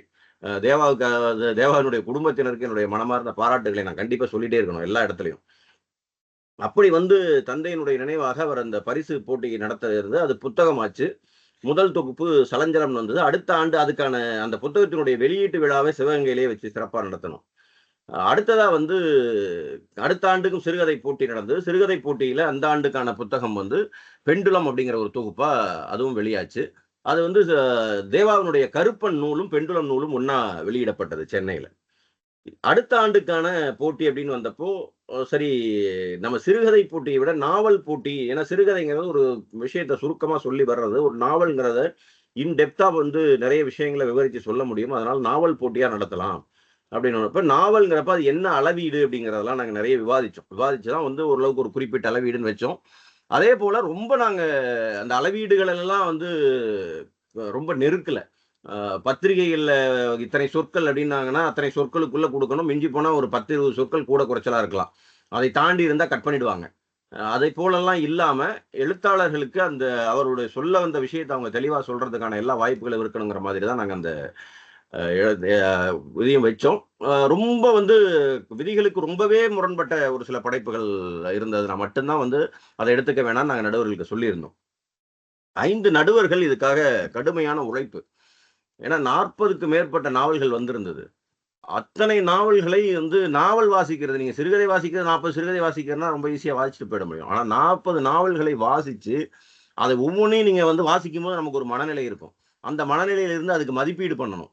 அந்த மதிப்பீடுகளை எல்லாம் வந்து கொடுத்து 2 கட்டம். முதல் கட்டம் வந்து ஒரு குறும்பட்டியல் ஒண்ணு. அதுக்கு பிறகு அதிலிருந்து பரிசுக்கான நாவல்களை தேர்ந்தெடுக்கிறதுக்கு மறுபடியும் அந்த குறும்பட்டியல் வழியான நாவல்களை தேர்ந்தெடுக்கிறதுக்காக ஒரு மறுவாசிப்பு அவங்க செய்யணும். அப்படி ஒரு 5 நடுவர்கள் இதற்காக அற்புதமான பங்களிப்பு செஞ்சாங்க. அதுல தோழர் பிரசன்னா அவர்களும் ஒருத்தர், தோழர் கோமதி சங்கர் அவர்கள் ஒருத்தர், நம்முடைய பாலகுமார் தோழர், அந்த 3 பேருமே இப்ப இணைப்பில் இருக்காங்க.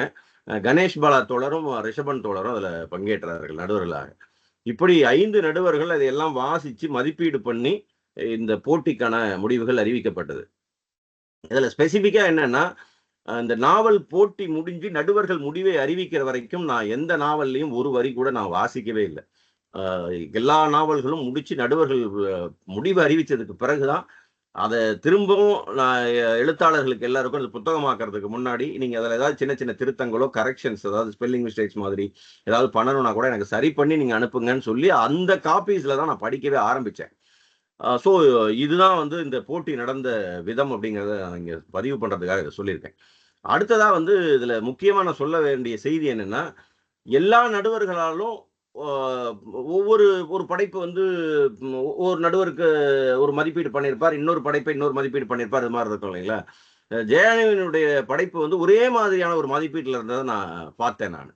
அப்போ இது ஒரு முக்கியமான தவிர்க்க இயலாத நாவல் அப்படிங்கிறத என்னால் புரிஞ்சுக்க முடிஞ்சது. எல்லா நடுவர்களுக்கும் வந்து ஏன்னா ஒவ்வொருத்தருக்கான மனநிலை, ஒவ்வொருத்தருக்கான சித்தாந்தம், இந்த மாதிரி நிறைய வேறுபாடுகள் இருக்கு. அது சார்ந்து இருக்கக்கூடிய படைப்புகள் வந்து எல்லாரையும் ஈர்க்குங்கிறப்ப ஒரு படைப்பு மட்டும் எல்லாரையும் ஒரே மாதிரி ஒரு யூனிஃபார்மிட்டியோட இருக்குது அப்படிங்கிறத நான் பார்க்க முடிஞ்சது. அது இந்த படைப்பா இருந்தது. நான் இந்த நாவல் வெளியிடும் போது புத்தக கண்காட்சியிலையும் ஒரு செய்தியை சொன்னேன். அதை வந்து இப்ப பிரசன்னா தோழர் பேசும்போது ஒரு சின்ன குறிப்பு கொடுத்தாரு அதுக்கு. அதே போலதான் அது வந்து ராஜம் கிருஷ்ணனை ஒப்பிட்டார். நான் பேசும்போது அதான் சொன்னேன். ராஜம் கிருஷ்ணனுடைய கரிப்பு மணிகள் நாவலுடைய அந்த நாவல் எப்படி தூத்துக்குடி மாவட்டத்தில் இருக்கக்கூடிய உப்பள தொழிலாளர்களுடைய பிரச்சனையை அதுவும் ஒரு பெண்ணை முன்வைத்து தான் அந்த நாவலும் பேசும். அப்படி பேசுதோ அதே போல இந்த நாவல் வந்து சிவகாசியில் இருக்கக்கூடிய, சிவகாசி சுற்று வட்டாரத்தில் இருக்கக்கூடிய பட்டாசு தொழிலை முன்வைத்து பேசியிருக்கு அப்படிங்கிறத நான் குறிப்பிட்டிருந்தேன். பட்டாசு தொழில் பத்தி நம்ம சொல்லணும் அப்படின்னா அது வந்து கொண்டாட்டத்திற்கும் நம்ம பட்டாசு வெடிக்கிறோம். துயரமான இடங்கள்லயும் நம்ம பட்டாசு, துயரமான நேரங்கள்லயும் மரணம் போன்ற அந்த இடத்துலயும் நம்ம அதை வந்து பட்டாசு வெடித்து அதை வந்து ஒரு கொண்டாட்ட நிகழ்வா மாத்திரம், ஒரு துக்கத்தை வந்து ஒரு கொண்டாட்ட நிகழ்வா மாத்துறதா கூட நம்ம அதை எடுத்துக்கலாம். அப்படி எல்லாருக்கும் ஒரு சந்தோஷத்தை வழங்கக்கூடிய அவ்வளவு பெரிய மரணத்தையே வந்து துக்கமா, அந்த மரண துக்கத்தையே வந்து மீட்டெடுக்கிறதுக்கான ஒரு கொண்டாட்ட வடிவத்துக்கு மாற்றக்கூடிய அந்த பட்டாசு தயாரிக்கிற தொழில் இருக்கக்கூடியவர்களுக்கு அவங்க வாழ்க்கை எப்படி இருக்கு, அவங்க சந்தோஷமா இருக்காங்களா அப்படிங்கிறதையெல்லாம் இந்த நாவல் ரொம்ப நல்லா பதிவு பண்ணுது. அண்ட் மிக முக்கியமா வந்து இந்த 2 தொழிலை நம்ம சொல்லலாம். இன்னைக்கு வரைக்கும் ஒரு கழிவுநீர் பாதாள சாக்கடைகளா இருக்கு இல்லையா? அந்த அதுல இருக்கக்கூடிய அடைப்புகள், அது மாதிரி ஏதாவது பாதிப்புகள் வந்தா அதுல இன்னமும் மனிதர்கள் தான் இறங்கி வேலை செய்ய வேண்டியதா இருக்கு. அதுக்கு எந்த விதமான இவ்வளவு தொழில்நுட்ப வளர்ச்சி வந்த பிறகும் அது ஒரு பெரிய அளவிலான ஒரு கண்டுபிடிப்பு வந்து அதை உடனடியா வந்து ஆட்கள் இல்லாம ரோபோட்டிக்கா கிளியர் பண்றதுக்கான எந்த ஒரு கண்டுபிடிப்பும் இன்னைக்கு வரைக்கும் வரல. அதே மாதிரி தான் பட்டாசு தொழிலையும் இப்போ வரைக்கும் அந்த மேனுவல் ஒர்க்கர்ஸ் அப்படிங்கிறவங்களே அங்கிருந்து நகர்த்தவே முடியல. இது ஒரு அது வந்து எந்த அளவுக்கு ஒரு சுகாதார குறைவான, ஒரு ஆரோக்கிய குறைவான ஒரு இடமா இருக்கோ அதே போல இது வந்து ஒரு ஆபத்து நிறைந்த இடமா இருக்கு. இந்த இடத்துலயும் வந்து நமக்கு ஒரு பெரிய அளவிலான மனித ஆற்றல் தான் இங்க பயன்படுத்தப்படுது. இன்னமும் வந்து இயந்திரங்கள் முழு அளவில் இங்கே கொண்டு வரப்படலை. அதற்கு வந்து மிக முக்கிய காரணமாக நான் என்ன பார்க்குறேன் அப்படின்னா, அது இன்னமும் வந்து அதை வடிவமைக்கிறதுலே இருக்கக்கூடிய அச்சம். நீங்க மனிதர்களால வந்து நீங்க என்னதான் ஏஐலாம் வந்துட்டா கூட மனித மூளையினுடைய வேகத்திற்கு அதெல்லாம் எந்த அளவுக்கு ஈடு கொடுக்கும். அதே போல அந்த சமயோசிதமா வந்து அந்தந்த நேரம் சார்ந்து அது எவ்வளவு தூரம் முடிவெடுக்குங்கிறதெல்லாம் இருக்கு. ஒரு சின்ன பிழை, இயந்திர பிழை நடந்தாலும் அது ஈவன் கண்டுபிடிப்பின் போதே கூட, ஆய்வுகளின் போதே நடந்தா கூட அது ஒரு பெரிய ஆபத்தை உருவாக்கிரும். அப்படியான ஒரு சூழல்ல தான் வந்து இந்த வெடிபொருள் சார்ந்த இந்த தொழில்ல மனித ஆற்றல் மட்டுமே இன்றைய காலச்சூழல் வரைக்கும் தொடர்ந்து நம்பப்படுது. அதுல சிறார்களை வந்து பயன்படுத்துறது அப்படிங்கிறதும் ஒரு பக்கமா இருந்துட்டே இருக்கு. நம்ம இந்த சிறார் தொழில் குறித்து நமக்கு 2 விதமான கருத்துகள் இருக்கலாம். அதுல கருத்து முரண்கள் கூட இருக்கலாம். நம்ம ஜெயநவி அவங்க பேசும்போது குறிப்பிட்டாங்க. அதாவது மாலை நேரங்கள்ல கொண்டு வந்து அந்த கட்டைகள இறக்கிட்டு போயிடுவாங்க. திரும்ப காலையில வந்து அந்த வண்டி ஏத்திட்டு போகும்னு சொல்லியிருந்தாங்க. ஒரு காலத்துல வந்து கிராமப்புறங்களிலும் இதே போல தொழில் சார்ந்த இடங்களிலும் எல்லாரும் குடும்பத்தினர் ஒட்டுமொத்தமா உழைச்சுக்கிட்டு இருந்தாங்க. குழந்தைகளுக்கும் சின்ன வயசுல ரொம்ப பச்சிளங்குழந்தைகள் நம்ம எடுத்துக்க வேண்டாம். ஓரளவுக்கு ஒரு 13 வயதை எட்டிய குழந்தைகள் இருந்து வீட்டில் இருக்கக்கூடிய வேலைகள், அதே போல அந்த பெற்றோர்கள் ஈடுபடக்கூடிய தொழில் சார்ந்த அதே அது அந்த அந்த தொழில் சார்ந்த வேலைகள்ல அவங்க குழந்தைகளை கொஞ்சம் கொஞ்சம் ஈடுபடுத்தி அவங்களுக்கு தன்னம்பிக்கையும் உழைப்பினுடைய மதிப்பையும் கொடுத்துட்டு தான் இருந்தாங்க. இன்றைய காலச்சூழல் அதெல்லாம் மாறி போச்சு. முற்று முதலா வந்து குழந்தைகளுக்கு ஸ்பூன் ஃபீடிங்கிற லெவலுக்கு நம்ம வந்தாச்சு. குழந்தைகளுக்கு உழைப்பினுடைய மகிமையும் அதனுடைய அந்த உழைப்பினால் கிடைக்கக்கூடிய பொருளினுடைய ஆற்றலை நம்ம எந்த அளவுக்கு கடத்துறோங்கிறதெல்லாம் முக்கியமானதா இருக்கு. அப்படியெல்லாம் இந்த விஷயங்கள்ல வந்து ஒரு கொஞ்சம் கண் முன்னால காட்டுது. ஒரு 80கள்ங்கிறப்ப நீங்க கிட்டத்தட்ட ஒரு 40 ஆண்டு காலம் நம்ம பின்னோக்கி போய் பார்க்கும்போது இந்த மக்களும் மண்ணும் எப்படி எல்லாம் இருந்தாங்கிறத இந்த நாவல் ரொம்ப அருமையா பதிவு பண்ணுது. ஸோ அதன் அடிப்படையிலும் வந்து அவங்க ஜெயாநவிக்கு நம்ம எல்லாரும் சார்பிலும் பாராட்டுகள். அடுத்ததா வந்து ஒரு சில விஷயங்களை மட்டும் நான் சும்மா மேலோட்டமா சொல்லிடுறேன் நானு. அந்த நாவல் குறித்து கோமதி சங்கர் தோழர் கைவர்த்திருக்காரு. தோழர் நீங்க ஏதாவது அவசரமா விடைபெறணும் நீங்க பேசுறேன், நான் அப்புறம் கூட பேசிக்கிறேன் நான். கோமதி தோழர்.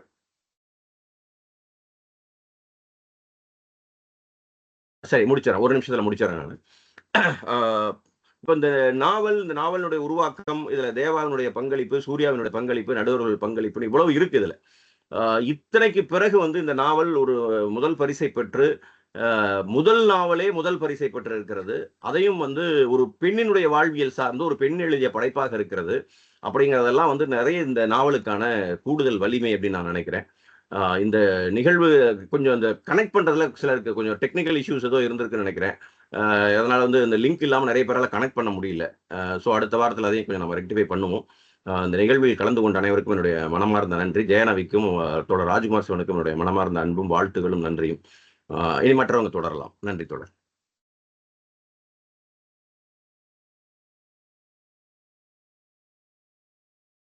தேவா பேசிடலாம்.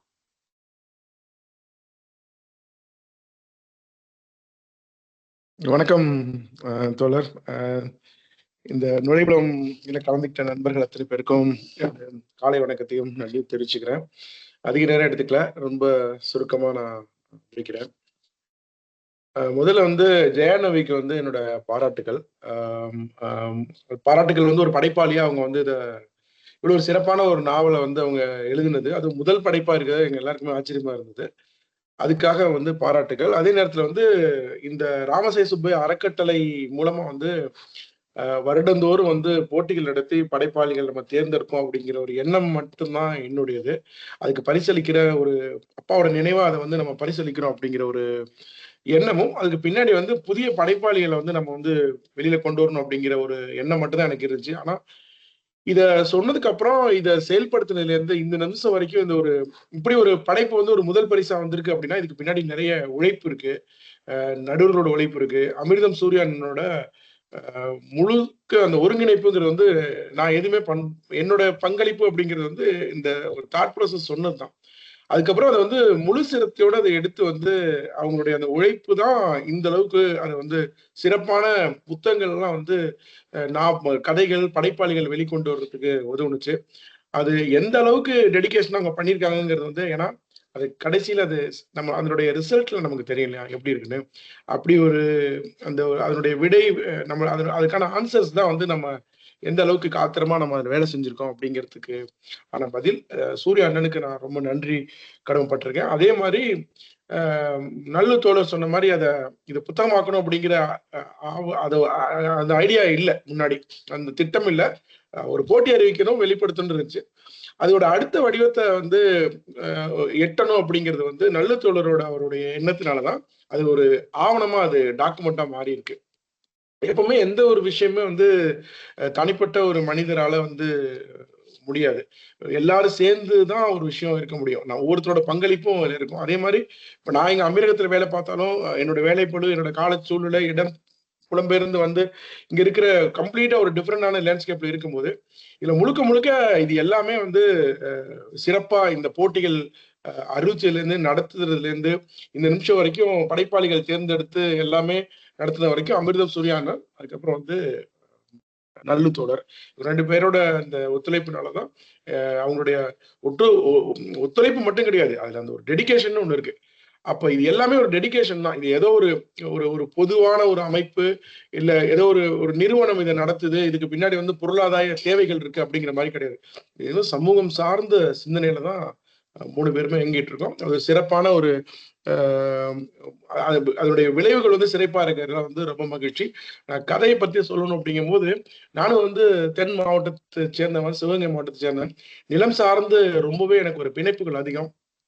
இந்த ராமசை சுப்பையா அறக்கட்டளை சார்பா நடத்துற 3வது இந்த போட்டி புதின போட்டியில அது நல்ல தோழர் தான் சொன்னாங்க, இந்த புதின போட்டியா கொண்டு போகணுங்கிறது. அது ஒரு சிறப்பான ஒரு மாற்றமா சிறுகதை போட்டியிலிருந்து புதின போட்டியா வந்ததுக்கு அப்புறம் தனிப்பட்ட முறையில வந்து ஒவ்வொருத்தரோட இண்டிவிஜுவல் படைப்புகளாக அடையாளப்படுத்தப்பட்டு தனித்தனி நாவல்களா வரும்போது அது இன்னும் சிறப்பான ஒரு நிலை இருக்கு. அதுக்காக நான் தோழர் நல்லுக்கு நன்றி செலுத்திக்கிறேன். இந்த படைப்பு பொறுத்த வரைக்கும் நான் வந்து மொத்தமா எல்லா படைப்புகளும் எடுத்ததுக்கு அப்புறம் சூர்யா நான் அதை பிரீஃப் பண்ணுவாங்க எனக்கு இது எடுத்திருக்கோம் அப்படின்னு. ஏன்னா நான் அதுல செலெக்ஷனுக்குள்ள இதுக்குள்ளெல்லாம் நான் உள்ள போக மாட்டேன். ஏன்னா எனக்கு அது என்னோட திறமையானவர்கள் தான் அதை பாக்குறாங்க அப்படிங்கறதுனால முழுக்க முழுக்க சூர்யானோட முடிவுக்கு விட்டுட்டேன். இப்ப நல்லதோட சொன்ன மாதிரிதான் அதுக்கப்புறமா தான் எனக்கு இந்த கதைகள் எல்லாம் எனக்கு தெரிய வந்தது. இந்த கதையை பொறுத்த வரைக்கும் வந்து ஜெயாநவிக்கு வந்து நான் உண்மையிலேயே வந்து ரொம்ப தனிப்பட்ட முறையில எனக்கு ரொம்ப தொட்ட ஒரு நாவல் இது. என்ன காரணம் கேட்டீங்கன்னா, அது வந்து எனக்கு தென் தமிழ்நாடு வந்து அங்க நடக்கிற விஷயங்கள், அந்த நிலத்துல நடக்கிற விஷயங்கள், அங்க ஒரு தொழில் சார்ந்து நடக்கிற ஒரு பண்பாட்டு ஆவணமா இதை நான் பாக்குறேன். ஒரு கலாச்சாரம், பண்பாடு, ஒரு தொழில் துறையில போய் இந்த மாதிரி தீப்பெட்டி தொழில் செய்யும் போது அதுல ஏற்படுற சிக்கல்கள், அது ஒரு பெண்ணா இருந்து அவங்க எதிர்கொள்ற விஷயங்கள் அப்படின்னு சொல்லிட்டு அது வந்து அந்த கிரவுண்ட் லெவல்ல தரையா நின்று அவங்க எழுதியிருக்காங்க. ரொம்ப சிறப்பா அந்த நாவல் வந்திருக்குது. அதுல இந்த ஆசிரியர் பத்தி சொல்லும் போது சொன்னாங்க, அப்படிலாம் ஒன்றும் கிடையாது. எந்த ஒரு தொழிலுமே இல்ல எந்த ஒரு மனிதனுமே இங்க வந்து நம்ம வந்து புனிதப்படுத்துறதுக்கு போயிடுறோம். எழுத்தாளர்கள்னா அவங்களை புனிதப்படுத்துறோம், ஆசிரியர்கள்னா புனிதப்படுத்துறோம். எந்த துறையில இருக்கவங்களும் அவங்களுடைய வேலையை செய்யறாங்க. அவங்க செய்யற தொழில் என்ன செய்யறாங்களோ அது அந்த தொழிலை பொறுத்துதான் அதுக்கான மரியாதை, மதிப்பு எல்லாமே நம்ம கொடுக்குறோம். மற்றபடி நீ ஒரு எழுத்தாளரா, நான் ஒரு எழுத்தாளர். ஏன்னா நம்ம அந்த தனிப்பட்ட புனிதப்படுத்துதலுக்கு போகும்போதுதான் இந்த ஹீரோ ஒர்ஷிப்குள்ள நம்ம போயிடுறோம். அதனால வந்து அவங்க சொன்ன அதை வந்து அது எல்லா ஆசிரியர் நம்ம சொல்லுவோம் எல்லா ஆசிரியர்களையும் நான் சொன்னது கிடையாது, இல்ல எல்லா எழுத்தாளர்களையும் சொல்றது இல்லை, எல்லா நடிகரையும் சொல்றது இல்லை அப்படிங்கிறதே தேவையில்லை. ஒரு ஆசிரியர் செஞ்சிருந்தாலும் அதை சொல்றதுக்கான வலிமை வந்து அதை சொல்லிதான் ஆகணும். அது வந்து துணிச்சலா வந்து ஒரு எழுத்தாளர் தான் அதை செய்ய முடியும். அதை வந்து சரியா நீங்க வந்து அதை பதிவு பண்ணிருக்கீங்க. வட்டார வழக்கு, தமிழ் மொழி பண்பாடு, நம்முடைய கலாச்சாரம், இது எனக்கு ரொம்பவே அந்த ஒரு தமிழ் அப்படிங்கிற பற்று இருக்க வேண்டியதுனால நம்முடைய பண்பாட்டு விளைவுகள், நம்முடைய கலை சொற்கள், நம்முடைய வட்டார வழக்குகள் அழிந்து போகக்கூடாது அப்படிங்கிற எண்ணம் எனக்கு இருக்கு. இது இந்த மாதிரியான எழுத்தாளர்கள் மூலம் அதை மீட்டு கொண்டு வர ஒரு கதை சொல்லும் போக்கிலேயே அந்த நிலத்தை பத்தி சொல்லி, ஒரு தொழிலை பத்தி சொல்லி, அதோட பின்புலத்தை சொல்லி, அவங்க சொன்ன அநேக வார்த்தைகள் வந்து இந்த தீப்பெட்டி அடுக்கிறது அப்படின்னா சின்ன வயசுல தென் மாவட்டங்கள்ல எல்லா மாவட்டத்துக்கும், சிவகங்கை மாவட்டத்துக்கும் அது வரும். அந்த குச்சி எடுக்கிறது அப்படிலாம் எங்க அத்தைங்க எல்லாம் பண்றதை நான் பார்த்துருக்கிறேன். ஆனா அதுக்குள்ள நான் ரொம்ப டீட்டெயிலா நீங்க அதை சொல்லியிருக்கும் போது அதுக்கப்புறமா என்ன இருக்குது, ஒவ்வொரு வேலைக்கும் பின்னாடி என்னென்ன இருக்குது, அந்த ஒரு சின்ன அந்த சீனி பட்டாசு சுத்துறதுக்கு அந்த வெடிக்கு அந்த ஒரு வெடி எடுத்து நம்ம வெடிச்சிடறோம், அதுக்கு பின்னாடி எவ்வளவு உழைப்புகள் இருக்கு, எவ்வளவு ரிஸ்க் இருக்கு அப்படிங்கிறத நீங்க தெளிவா சொல்லியிருந்தீங்க. ரொம்பவே சிறப்பான அந்த வட்டார வழக்குகளை நீங்க கையாண்ட விதமும் ரொம்ப இதா இருந்துச்சு. உண்மையிலே சொல்ல போனா எனக்கு வந்து ரொம்ப பெருமையா நான் ஃபீல் பண்றேன். நீங்க வந்து இந்த நாவலுக்கு முதல் பரிசு கொடுத்ததுக்கு ராமசே சுப்பையா அறக்கட்டளை மூலமா முதல் பரிசு பெற்ற நாவல் அப்படிங்கிறத வந்து நம்ம ஒண்ணு செய்வோம், நல்லதோ கெட்டதோ ஒண்ணு செய்வோம். அதனோட விளைவுகள் வந்து என்னன்னு நமக்கு தெரியாது. ஆனா அந்த விளைவுகள் வந்து பிரம்மாண்டமா இருக்கும். அது உங்களுடைய நோக்கத்தை பொறுத்து அதோட விளைவுகள் இருக்கும். அது மாதிரி இப்படிப்பட்ட ஒரு படைப்பு வந்து ராமசே சுப்பையா நினைவு அறக்கட்டளை போல வெளியிட்டு அதை வந்து நாற்கரம் பதிப்பகம் வந்து அது நல்ல ஒரு டெடிகேஷனும் இருக்கு, பயங்கரமான டெடிகேஷன் அவருக்கு. கடைசி நேரத்துல அத்தனை நாவலையும் அவர் படிச்சு புத்தகமாக்கி புத்தக அந்த விழாக்கு கொண்டு வரதுக்கு அவங்க பட்ட பாடு வந்து பயங்கர. இதுக்கு பின்னாடி இருக்க பெரிய உழைப்பு எல்லாம் இருக்கு. அது மாதிரி அதுக்காக நான் அவருக்கு மறுபடியும் நன்றி செலுத்திக்கிறேன். இன்னுமே நிறைய நாவல்களை வந்து ஜெயானவி எழுதணும், நிறைய படைப்புகள் வரணும்னு நான் அவங்களை வாழ்த்துறேன். ரெண்டாவது, இந்த நுழைப்புலம்ங்கிற விஷயம் வந்து உங்களுக்குலாம் 6 மணிக்கு நீங்க வரீங்க, 6:30 மணிக்கு நீங்க எந்திரிக்க, 5 மணி எனக்கு இங்க துபாயில. ஆனாலும் வந்து இந்த இந்த இந்த நேரத்துல இவ்வளவு பேர் எந்திரிச்சு வந்து இதுல கலந்துக்கிறதுக்கும் இதை வந்து தொடர்ச்சியா நடத்துறதுக்கும் நல்ல வாழ்த்துக்கள். மற்றபடி வந்து தொடர்ச்சியா ஜெயானவி வந்து எழுதணும்னு நான் கேட்டுக்கிறேன். வாய்ப்பு கொடுத்த நல்ல தோழருக்கு நன்றிகள்.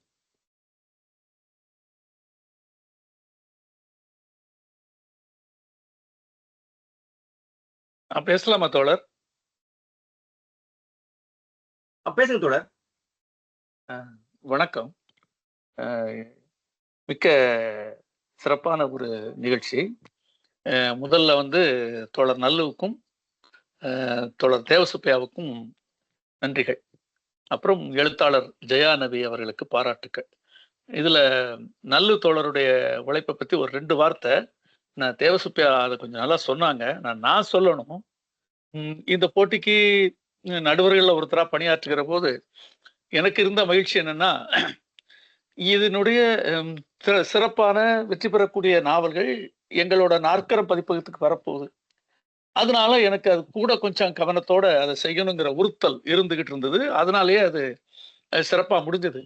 ஆனாலும் கூட அந்த நாவல்களை, வெற்றி பெற்ற நாவல்கள், இன்னும் நமக்கு என்ன கவலை, அப்படி போட்டுடலாம் அப்படின்னு நல்ல நினைக்கிறது இல்லை, நினைக்க மாட்டார். அதான் அவருடைய ஸ்பெஷாலிட்டி. திரும்பவும் ஒரு தடவை அவர் அவ்வளோத்தையும் படிக்கிறார். படித்த பிறகு எங்களை போன்ற நடுவர்களோடும் விவாதிக்கிறார், எழுத்தாளரோடும் விவாதிக்கிறார். பல விஷயங்களை செஞ்சு அதுக்கப்புறமும் வெற்றி பெற்ற பிறகு கூட சில செழுமையான வேலைகளை ஒரு பதிப்பகத்தில் தான் ஒருவரே தனியாக இருந்து உழைத்து அந்த புத்தக கண்காட்சிக்கு முன்னால அதை வெளியே கொண்டு வந்திருக்கிறார். ஆகவே இது போன்ற ஒரு வேலையும் கடினமான உழைப்பும் ஈடுபாடும் கொண்ட தோழர் நல்லுவோடு சேர்ந்து பணியாற்றுவது எனக்கு மிகுந்த மகிழ்ச்சியும் பெருமையாகவும் இருக்கிறது. இது ஒன்று, இது அவருக்காக சொல்லணும். 2வது, ஒரு தேவசுப்பையா போன்ற நண்பர்கள், தோழர்கள் நல்ல படைப்புகளை தேர்ந்தெடுப்பதற்கு உற்சாகம் அளித்து இந்த மாதிரி போட்டிகளை நடத்தி வெற்றி பெறுவர்களை பாராட்டுவது என்பது மிக சந்தோஷமாக இருக்கிறது.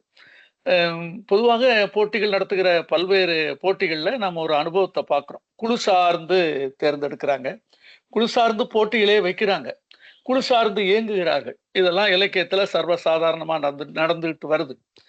அந்த வகையில இல்லாம புதியவர்கள் அருமையாக எழுதுகிற படைப்புகளை அறிமுகப்படுத்துகிற அந்த வேலையை செய்கிற இந்த தேவசுப்பையா அவர்களுடைய இந்த உழைப்புக்கும் இந்த முயற்சிக்கும் முன்னெடுப்பு வாழ்த்துக்களை தெரிவித்துக் கொள்கிறேன். அப்புறம் எழுத்தாளருக்கு வரேன். இந்த நாவல் போட்டிக்கு நடுவர்கள் அறிவிக்கப்பட்டு முதல் சுற்றுக்கு நாவல்கள் அனுப்பிய போது இந்த நாவல் எனக்கு முதல் சுற்றிலே வந்தது. ஆக இந்த 5 நடுவர்களில் இந்த நாவலை முதலாக படித்தவன் நான் தான். படித்துவிட்டு எனக்கு கொடுக்கப்பட்ட சுற்றுகளில் தேர்ந்தெடுக்கிற போது இது முதலாவதான தகுதியை பெற்றிருந்தது. அது அந்த வகையில் அவ்வளவுதான். அதற்கு பிறகு 2வது சுற்றிலும் மற்ற எல்லா நடுவர்களுடைய பார்வையிலும் இது கவனிக்கத்தக்க முதல் இடத்தில் தொடர்ந்து இருந்தது.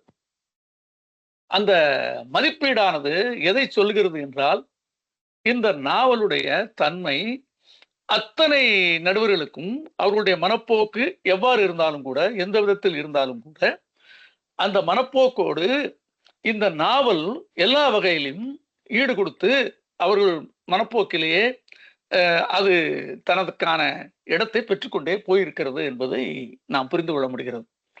இந்த நாவலை படித்தவுடன் இந்த ராஜ்குமார் சிவன் அவர்கள் பேசுகிற போது அடிக்கடி சொன்ன விஷயம் என்றால், தென் மாவட்டங்களை சேர்ந்தவர்களுக்கு புரிகிற நாவல் என்று ஒரு வார்த்தையை சொல்லிக் கொண்டிருந்தார். நிறைய தடவை சொன்னார். அது உண்மைதான். ஆனா அது முழு உண்மை அல்ல. ஒன்று, நான் தென் மாவட்டத்தை சேர்ந்தவன். எனக்கு இதில் இருக்கிற ஒவ்வொரு வார்த்தைக்கும் பொருள் தெரியும். எந்த கஷ்டமும் எனக்கு படலை. நான் படிக்கிற போது எனக்கு எல்லா வார்த்தைக்கும் அப்படியே அர்த்தம் தெரியும். படித்தேன். அதுல எனக்கு ஒன்றும் பெரிய விஷயம் கிடையாது. ஆனா மற்ற நடுவர்கள், பல மாவட்டங்களை சேர்ந்தவர்கள் எல்லோருக்குமே அது போய் சேர்த்திருக்கிறது, அவர்கள் மனதுக்குள்ளே நுழைந்திருக்கிறது என்று சொன்னால் அதற்கு காரணம் அதனுடைய வட்டார வழக்கினுடைய தன்மை மட்டும் இல்லை, அந்த நாவல் போக்கில், கதை போக்கில் இருக்கிற ஒரு தனித்த தன்மை. நிறைய விஷயங்களை இப்ப பேச முடியாது என்னால. ஒருவேளை வெளியீட்டு விழாவில் நேரம் கிடைத்தால் அங்கே பேசலாம். சுருக்கமாக சொல்வதென்றால், ஒரு நாவல் சமகாலத்தில் எழுதுகிறவர்கள், அந்த குறையை விட்டு நான் சொல்ல விரும்புகிறேன். சமகாலத்தில் எழுதப்படுகிற நாவல் போட்டியாளர்களாக இருந்தாலும், சாதாரணமாக போட்டிக்கு இல்லாது எழுதியிருந்தாலும் கூட, நாவல் எழுதுகிறவர்களுக்கு சமகாலத்தில் வாசிப்புத்தன்மை குறைந்திருக்கிறது.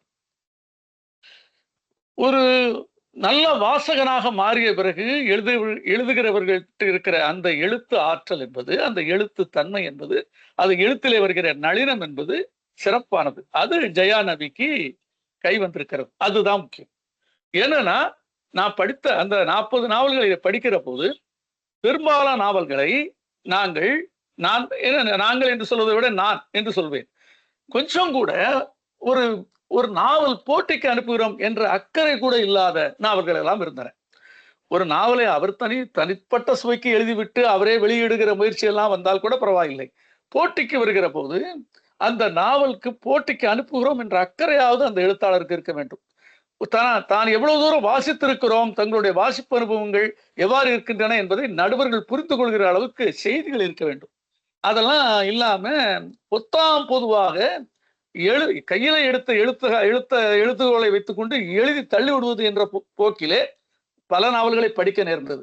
இளையராஜா ஒரு தடவை அவரு சொன்னார், நீங்க பாட்டை ரசிக்கிறீங்க, நல்ல படத்தை பார்த்து கை தட்டுறீங்க, ஆனா ஒரு இசையமைப்பாளராகவும் ஒரு ஒலிப்பதிவுல ரீ ரெக்கார்டிங்ல இருக்கிற ஒரு இசையமைப்பாளராகவும் இருக்கிற நான், உங்களுக்கு பிடிக்காத படங்கள், நீங்கள் உதறி விட்டு செல்கிற படங்களுக்கெல்லாம் கூட உட்கார்ந்து 3-4 தடவை பார்த்து நான் ரீ ரெக்கார்டிங் செஞ்சு கஷ்டப்பட்டவன் அப்படின்னு ஒரு தடவை சொன்னார்.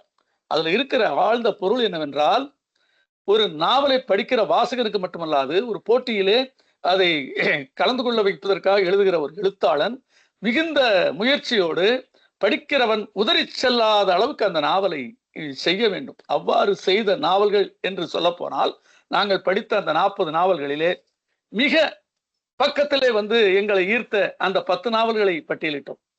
அந்த 10 நாவல்களில் இது முதல் பரிசுக்கு வந்திருக்கிறது.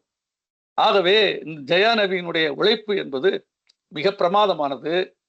அவருக்கு இது முதல் நாவல் என்கிற போது மிக பிரமிப்பாக எனக்கு இருக்கிறது. அவர் முதலில் அவரை சந்தித்தது பிரசன்னா சொல்வது போல வாசிப்பை நேசிப்பவனுடைய ஒரு குழு சந்திப்பிலே தான் சந்தித்தோம். ஓரிரு வார்த்தைகள் அறிமுகத்தோடு சரி. அதற்கு பிறகு அவரை பற்றி அதிகமாக தெரியாது. அவர் எழுதுகிற பதிவுகள் மட்டும் தெரியும். அந்த அடிப்படையில பார்க்கிற போது இந்த வகையிலே எளிமையான ஒரு விமர்சகராக அறிமுகமான ஜெயா நவி ஒரு நல்ல படைப்பாளியாக வந்திருக்கிறார். ஒரு சிறந்த நாவலை முதல் தடவையாக எழுதி அதற்கு பரிசை வாங்கியிருக்கிறார். அவருக்கு மனமார்ந்த பாராட்டுக்கள். மிக சிறந்த படைப்புகளை நீங்கள் தொடர்ந்து எழுத வேண்டும் என்ற வாழ்த்துக்களோடு இந்த நிகழ்ச்சியிலே கலந்து கொண்டு பேசுவதற்கு வாய்ப்பளித்த தோழர்களுக்கு நன்றி கூறி விடைபெறுகிறேன். வணக்கம்.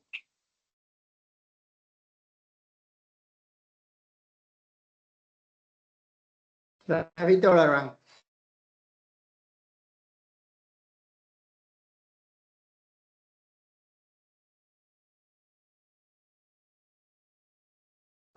இணைப்பில் இல்லைன்னு நினைக்கிறேன். மற்றவங்க யாரும் பேசுறேன்னு பேசலாம் கூட. வள்ளி தோழர் வந்திருக்காங்க. ராஜசுந்தரராமன் வந்திருக்காரு.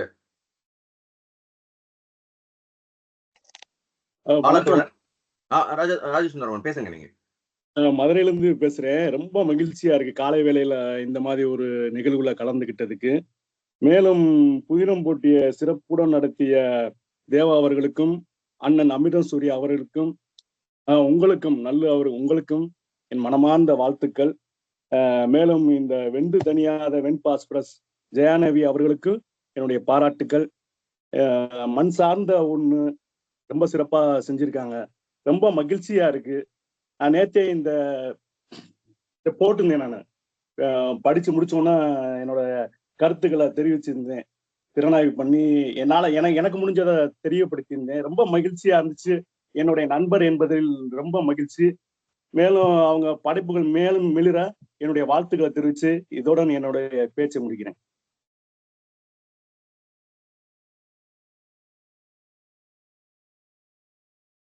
பாலகுமார் தோழர். இதோ வந்துட்டேன். வணக்கம். கேக்குதா நான் பேசுறது? கேக்குது தோழர், பேசலாம். கேக்குது. வணக்கம், அனைவருக்கும் வணக்கம். நிறைய பேசியிருக்கோம் அந்த படைப்பு பத்தி. ஒரு படைப்பு எப்போ வெற்றி அடையுது அப்படின்னா, அது வாழ்க்கையில இருந்து வரும்போது, ஒரு வாழ்வியல்ல இருந்து ஒரு உண்மையா வரும்போது அதோடைய வெற்றியை வந்து அதுவே அதை வாங்கிடுது, அந்த வெற்றியை தானாவே. அது வாழ்வியல்ல இருந்து வரும்போது தான் அது உண்மையான ஒரு படைப்பாகவும் இருக்கு. தூக்கிலிடுபவர்களின் குறிப்புகள்னு ஒரு புத்தகம் ஒன்று படிச்சிருக்கோம். அதுல ஜனார்தன் பிள்ளைங்கிறவரு ஒரு 30 வருஷம் அவருடைய வேலை என்னன்னா, தூக்குல போடுறதுதான் அவருடைய வேலை. திருவிதாங்கூர் சமஸ்தானத்துல அவர் வேலை செய்யறாரு. அவருடைய வேலையே தூக்குல போடுறதுதான் அவருடைய வேலை. அவர் 90 பேர்கிட்ட அவர் தூக்குல போட்டிருக்காரு. அவருடைய வாழ்வே அதுதான். அந்த வாழ்க்கையை நம்ம எப்படி தெரிஞ்சுக்க முடியும்? ஒரு புத்தகமா வரலன்னா அப்படி ஒரு வாழ்க்கை இருக்கிறதே நம்மளுக்கு தெரியவே தெரியாது. அதை வந்து ஒரு புத்தகமா ஒருத்தர் எழுதுறாரு, அதை படிக்கிறோம். ஜனார்தன் பிள்ளை வந்து ஒரு முறை தொடர்ந்து 3 பேரை தூக்குல போடுறாரு. அடுத்தடுத்த நாட்கள்ல 3 பேரை தூக்குல போடுறாரு. தூக்குல போட்டு வீட்டுக்கு போறாரு. அவருக்கு ஒரு குழந்தை பிறந்திருக்கு. அப்போ அந்த குழந்தைகிட்ட போறதுக்கே அவர் பயப்படுறாரு.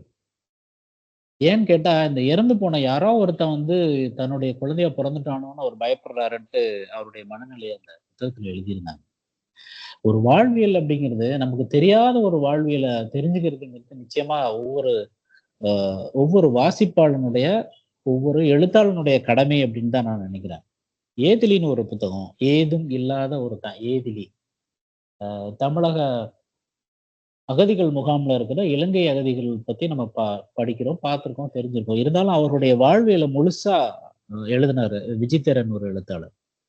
ஏதிலிங்கிற ஒரு புத்தகத்துல நிறைய திறப்புகள் அந்த புத்தகம் படிச்சதுக்கு அப்புறம் சவரக்காரனின் கவிதை மயிர்கள், நம்ம சலூனுக்கு போறோம், முடிவெட்டிக்கிறோம், ஆனா அவங்களுடைய வாழ்வியல் பத்தி, அவங்களுடைய வாழ்க்கை எப்படி இருக்கும் அப்படிங்கிறத பத்தி சொன்ன ஒரு கவிதை தொகுப்பு. அதுல வெட்டி போட்ட கருப்பு வெள்ளை மயிர்கள் தான் எங்களுக்கு அரிசியாகவும் கிழங்காகவும் விளைந்தன அப்படின்னு அவர் எழுதும்போது அந்த உணர்வுகள் அப்படியே நம்மள ஒரு பெரிய தாக்கத்தை ஒண்ணு ஏற்படுத்துது. இது மாதிரி நிறைய புத்தகங்கள் வாழ்வியல்ல இருந்து வரும்போது மிகச்சிறப்பான ஒரு அங்கீகாரத்தையும் மிகச்சிறப்பான ஒரு இடத்துக்கும் அது போயிருக்குங்கிறத பாக்குறோம். அப்படிதான் இப்போ ஜெயா நவி அவர்களுடைய இந்த வெந்து தனியாத வென் பாஸ்பரஸ் புத்தகத்தை நான் பார்க்குறேன். படிக்கும்போதே எல்லா நடுவர்களும் சொன்னது மாதிரி தான் நான் அதை படிக்கும்போதே அது வந்து தனித்து எனக்கு தெரிஞ்சது. ஏன்னா இது வாழ்வியல்லேருந்து வருது, உண்மையான அனுபவங்கள்லேருந்து வருது. ஜெயா நவி அவர்கள் பேசும்போதே சொன்னாங்க, அவங்க கொஞ்ச நாள் அவங்க வேலை பார்த்துருக்கேன் அப்படின்னு சொல்லிட்டு. அப்போ அந்த இடத்த, அந்த மக்களை நேரடியா அவங்க வந்து பார்த்துருக்காங்க, அவங்களோடய வாழ்ந்திருக்காங்க. அப்படின்னும் போது அந்த படைப்புடைய உண்மைத்தன்மை இருக்கு. அந்த படைப்புல ரொம்ப ரொம்ப ஒரு நேர்மை தெரிஞ்சுது. நான் படிச்ச ஒரு 5-6 நாவல்கள் படிச்சிருந்தேன். அதுல இந்த நாவல் ரொம்ப நேர்மையா இருந்தது, ரொம்ப உண்மையா இருந்தது. ஒண்ணு, அவங்களுடைய அவலத்தை சொல்லணும். அவலத்தை மட்டும் சொன்னா அது ஒரு மெலோ டிராமாட்டிக்கா போயிடும் ஒரு புத்தகம்ங்கிறது. ஆனா இவர் ஜெயாநவி வந்து வெறும் அவலத்தை மட்டும் சொல்லிட்டு போனதா நினைக்கல. அந்த வாழ்வியலையும் கொஞ்சம் ரசனையோடவே தான் நிறைய விஷயங்களுக்கு வந்து பேசின நம்ம ராஜ்குமார் சிவன் அவர்கள் கூட சொன்ன மாதிரி சொல்லி காட்டினாரு, நிறைய இடங்கள்ல சொல்லி காட்டினாரு. ஒரு ரசனையோடையும் எழுதப்பட்டதா தான் இந்த புத்தகத்தை நான் பார்க்குறேன். எல்லா நாவல்கள்லையுமே, எல்லா நடுவர்களுக்குமே முதல் இடங்கள்ல அல்லது முதல் 1-2 இடங்களுக்குள்ள இந்த நாவல் வந்ததுக்கான முக்கியமான காரணம் இந்த புத்தகம் எழுதப்பட்ட அந்த நடை ரொம்ப எளிமையா இருந்தது. ரொம்ப சிக்கல் பண்ணிக்கல, எந்த இடத்தையுமே சிக்கல் பண்ணிக்காத ஒரு புத்தகமா இருந்தது, ரொம்ப எளிமையா இருந்தது. ஆரம்பிச்சோன்னா இப்போ ராஜுன்னு ஒருத்தர் பேசும்போது கூட சொன்னார், படிச்ச எடுத்த அப்படியே நான் வந்து சாப்பிட்டுட்டு படிங்கன்னு சொன்னாங்க, இல்ல படிச்சு முடிச்சுட்டு அதுக்கப்புறமா சாப்பிட்டேன்னு அவர் எழுதியிருந்தாரு அவருடைய முகநூல்ல. அப்படிதான் இருந்தது அந்த புத்தகம். ஆரம்பிச்சா முடிச்சிடணும் அப்படிங்கிற மாதிரி தான் இருந்தது. அதுதான் ஒரு படைப்படை வெற்றியா நினைக்கிறேன். நிச்சயமா இது போன்ற படைப்பாளிகள் ரொம்ப ஆச்சரியமா இருக்கு எனக்கு வந்து. கடந்த 4-5 வருடங்களுக்கு முன்னாடி தான் அவங்க வந்து எழுதவே ஆரம்பிச்சிருக்காங்க. புத்தக அனுபவங்கள்ல தான் ஆரம்பிச்சிருக்காங்க. ஆனா அதுக்குள்ள அவங்க இது 3 புத்தகங்கள் வரைக்கும் வந்துட்டாங்க அப்படின்னும்போது, நிச்சயமா இன்னும் காத்திரமான நிறைய படைப்புகளை ஜெயாநவி அவர்கள் தொடர்ந்து கொடுக்கணும்னு கேட்டுக்கிறோம். இதுக்கு களம் அமைச்சு கொடுக்கறதுங்கிறது ரொம்ப முக்கியமா இருக்கு. அதுல நம்ம ராமசுப்பையா அறக்கட்டளை, அப்புறம் நாற்கரம், நல்ல தோழர், இவங்க எல்லாருமே சேர்ந்து ஒரு அருமையான ஒரு களம் அமைச்சு கொடுத்துருக்குறாங்க. எழுத்தாளர்களுக்கான வாய்ப்புகள் ரொம்ப கிடைக்கிறது இல்லை. ஆனா இது போன்ற வாய்ப்புகள் கிடைக்கும்போது நல்லா உபயோகப்படுத்திக்கணும் அப்படிங்கிறது தான். அந்த வகையில வெந்து தனியாத வெண்பாஸ் பிளஸ் இன்னும் நிறைய விருதுகளை பெறும் அப்படின்னு நான் நினைக்கிறேன். அந்த புத்தகம் அப்படிப்பட்டது. சிறப்பான ஒரு புத்தகம், சிறப்பான ஒரு வாசிப்பு அனுபவத்தை கொடுத்தது. இன்றைய நிகழ்வும் மிகவும் அருமையாக இருந்தது. எல்லாருக்கும் நன்றி.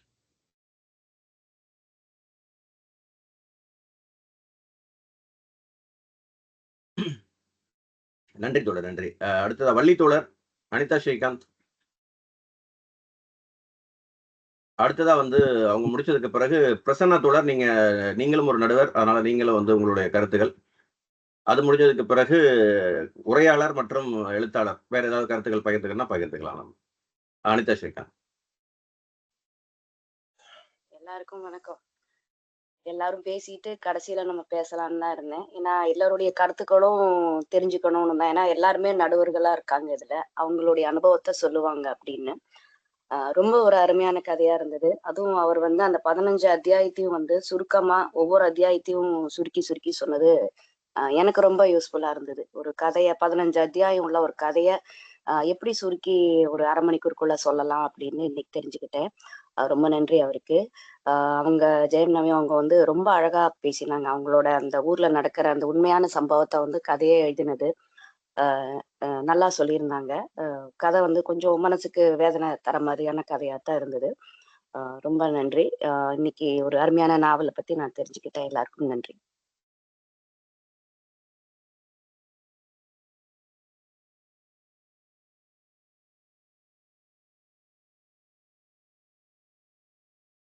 வேற பேசுறீங்களா? நீங்க பேசுறீங்க தோழர். Okay okay. நடுவராக பணிபுரிந்தது அப்படிங்கிறது ரொம்ப சந்தோஷமா இருந்தது. அமிர்தம் சூர்யாவுக்கும் ராமசுப்பையாவுக்கும் ரொம்ப நன்றி. நல்லுவுக்கும் மிகுந்த பாராட்டுகள்.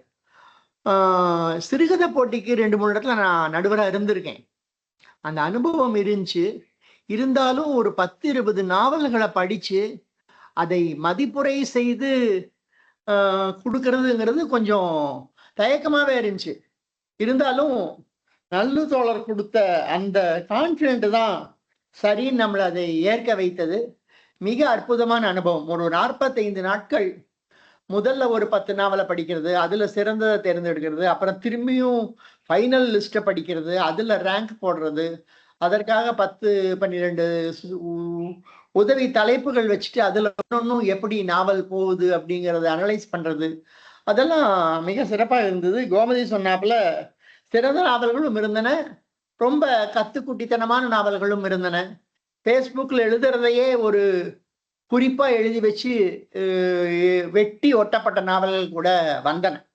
அதை பத்தி நம்ம தனியா பேசலாம். ஆனா இந்த நாவல்ல நம்ம சிறப்பா பண்றது தோழர் ஜெயாநவியோட அந்த நாவல் தொட்ட ஒரு களம்தான். மக்கள் வாழ்வியலை சொல்லக்கூடிய சாதாரண மக்களின் அந்த எளிமையான வாழ்க்கையை சொல்லக்கூடிய ஒரு நாவல் எப்பொழுதுமே வந்து கவனிக்கப்படும். ஒரு எழுத்தாளர் வந்து தன்னோட சுய எண்ணங்களை ஒரு பிரச்சாரமாகவோ அல்லது தான் தான் சிறந்தவன் அப்படிங்கிற மாதிரி எழுத்தெல்லாம் இல்லாம சக மனிதனை நேசிக்கக்கூடிய அந்த மாதிரி தான் எங்கேயும் நாவலுக்குள்ள வராம அந்த நாவலை சொல்வது என்பதுதான் இந்த நாவலை முன்னிலைப்படுத்தியது அப்படிங்கிறது நான் நினைக்கிறேன். அந்த விதத்தில் இந்த நடுவராக பணிபுரிந்ததுங்கிறது எனக்கு ஒரு மிகச்சிறந்த அனுபவமாக இருந்தது. அனைவருக்கும் நன்றி. தோழர் ஜெயாநவிக்கு பாராட்டுகள். தொடர்ந்து இதே போல நீங்க எழுதணும் அப்படின்னு கேட்டுக்கிறேன். தேங்க்யூ.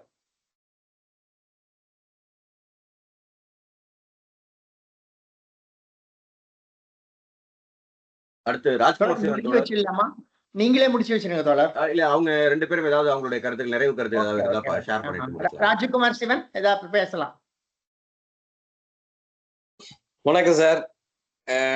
ஒரு சிறப்பான ஒரு நிகழ்ச்சியில என்னோட முதல் ஆய்வுரை தோழர் தயாநிதி அவர்களுக்கு என்னோட முதல் ஆய்வுரையை வழங்குவதற்கு வாய்ப்பு அளித்த தோழர் நல்லு அவர்களுக்கும் நாற்கரம் இதுக்கும் நன்றி தெரிவிக்கிறேன். நடுவர்கள் சொன்ன மாதிரி எழுத்தாளர் சிவசங்கரி சொன்னாங்க, ஒரு நாவலையோ ஒரு சிறுகதையோ நம்ம எழுதணும் அப்படின்னா கள ஆய்வு ரொம்ப முக்கியம். அந்த சூழல் எப்படி, அங்க இருக்க மனிதர்கள் எப்படி, அங்க என்னென்ன காட்சிப்படுத்தியிருக்காங்க, அங்க உள்ள வார்த்தை ஜாலங்கள், இதையெல்லாம் நம்ம கிரகித்து உள்வாங்கி எழுதினா மட்டுமே ஒரு நாவல் சிறப்பாக அமையும். அப்படிங்கிறதுக்கு தயாநிதி அவங்களை எழுதிய இந்த வெந்து தணியாத வெண் பாஸ்பரஸ் அப்படிங்கிற அந்த நாவல் எடுத்துக்காட்டா அமைந்திருக்கிறது அப்படிங்கிறது என்னோட கருத்து. தலைப்பே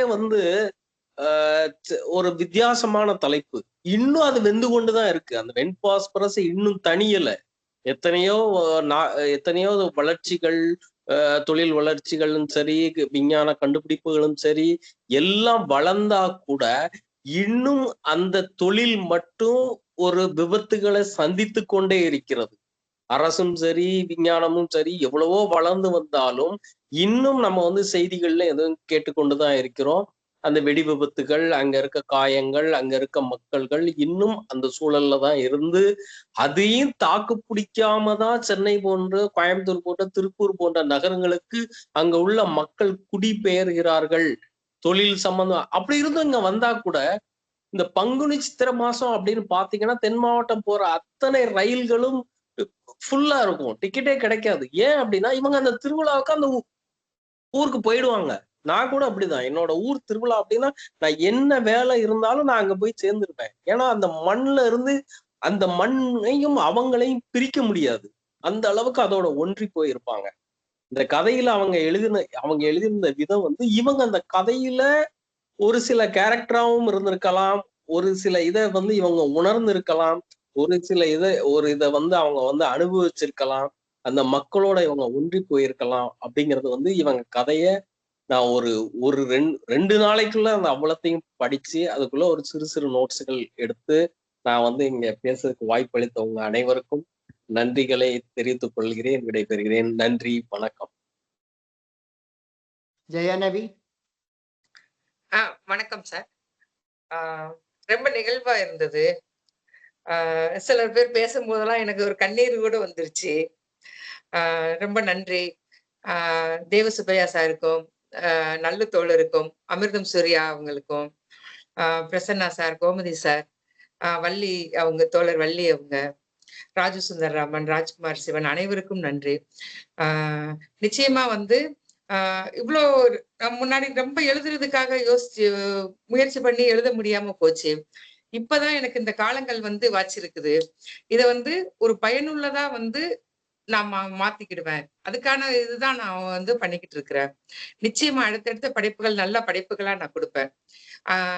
அனைவருக்கும் ரொம்ப நன்றிகள்.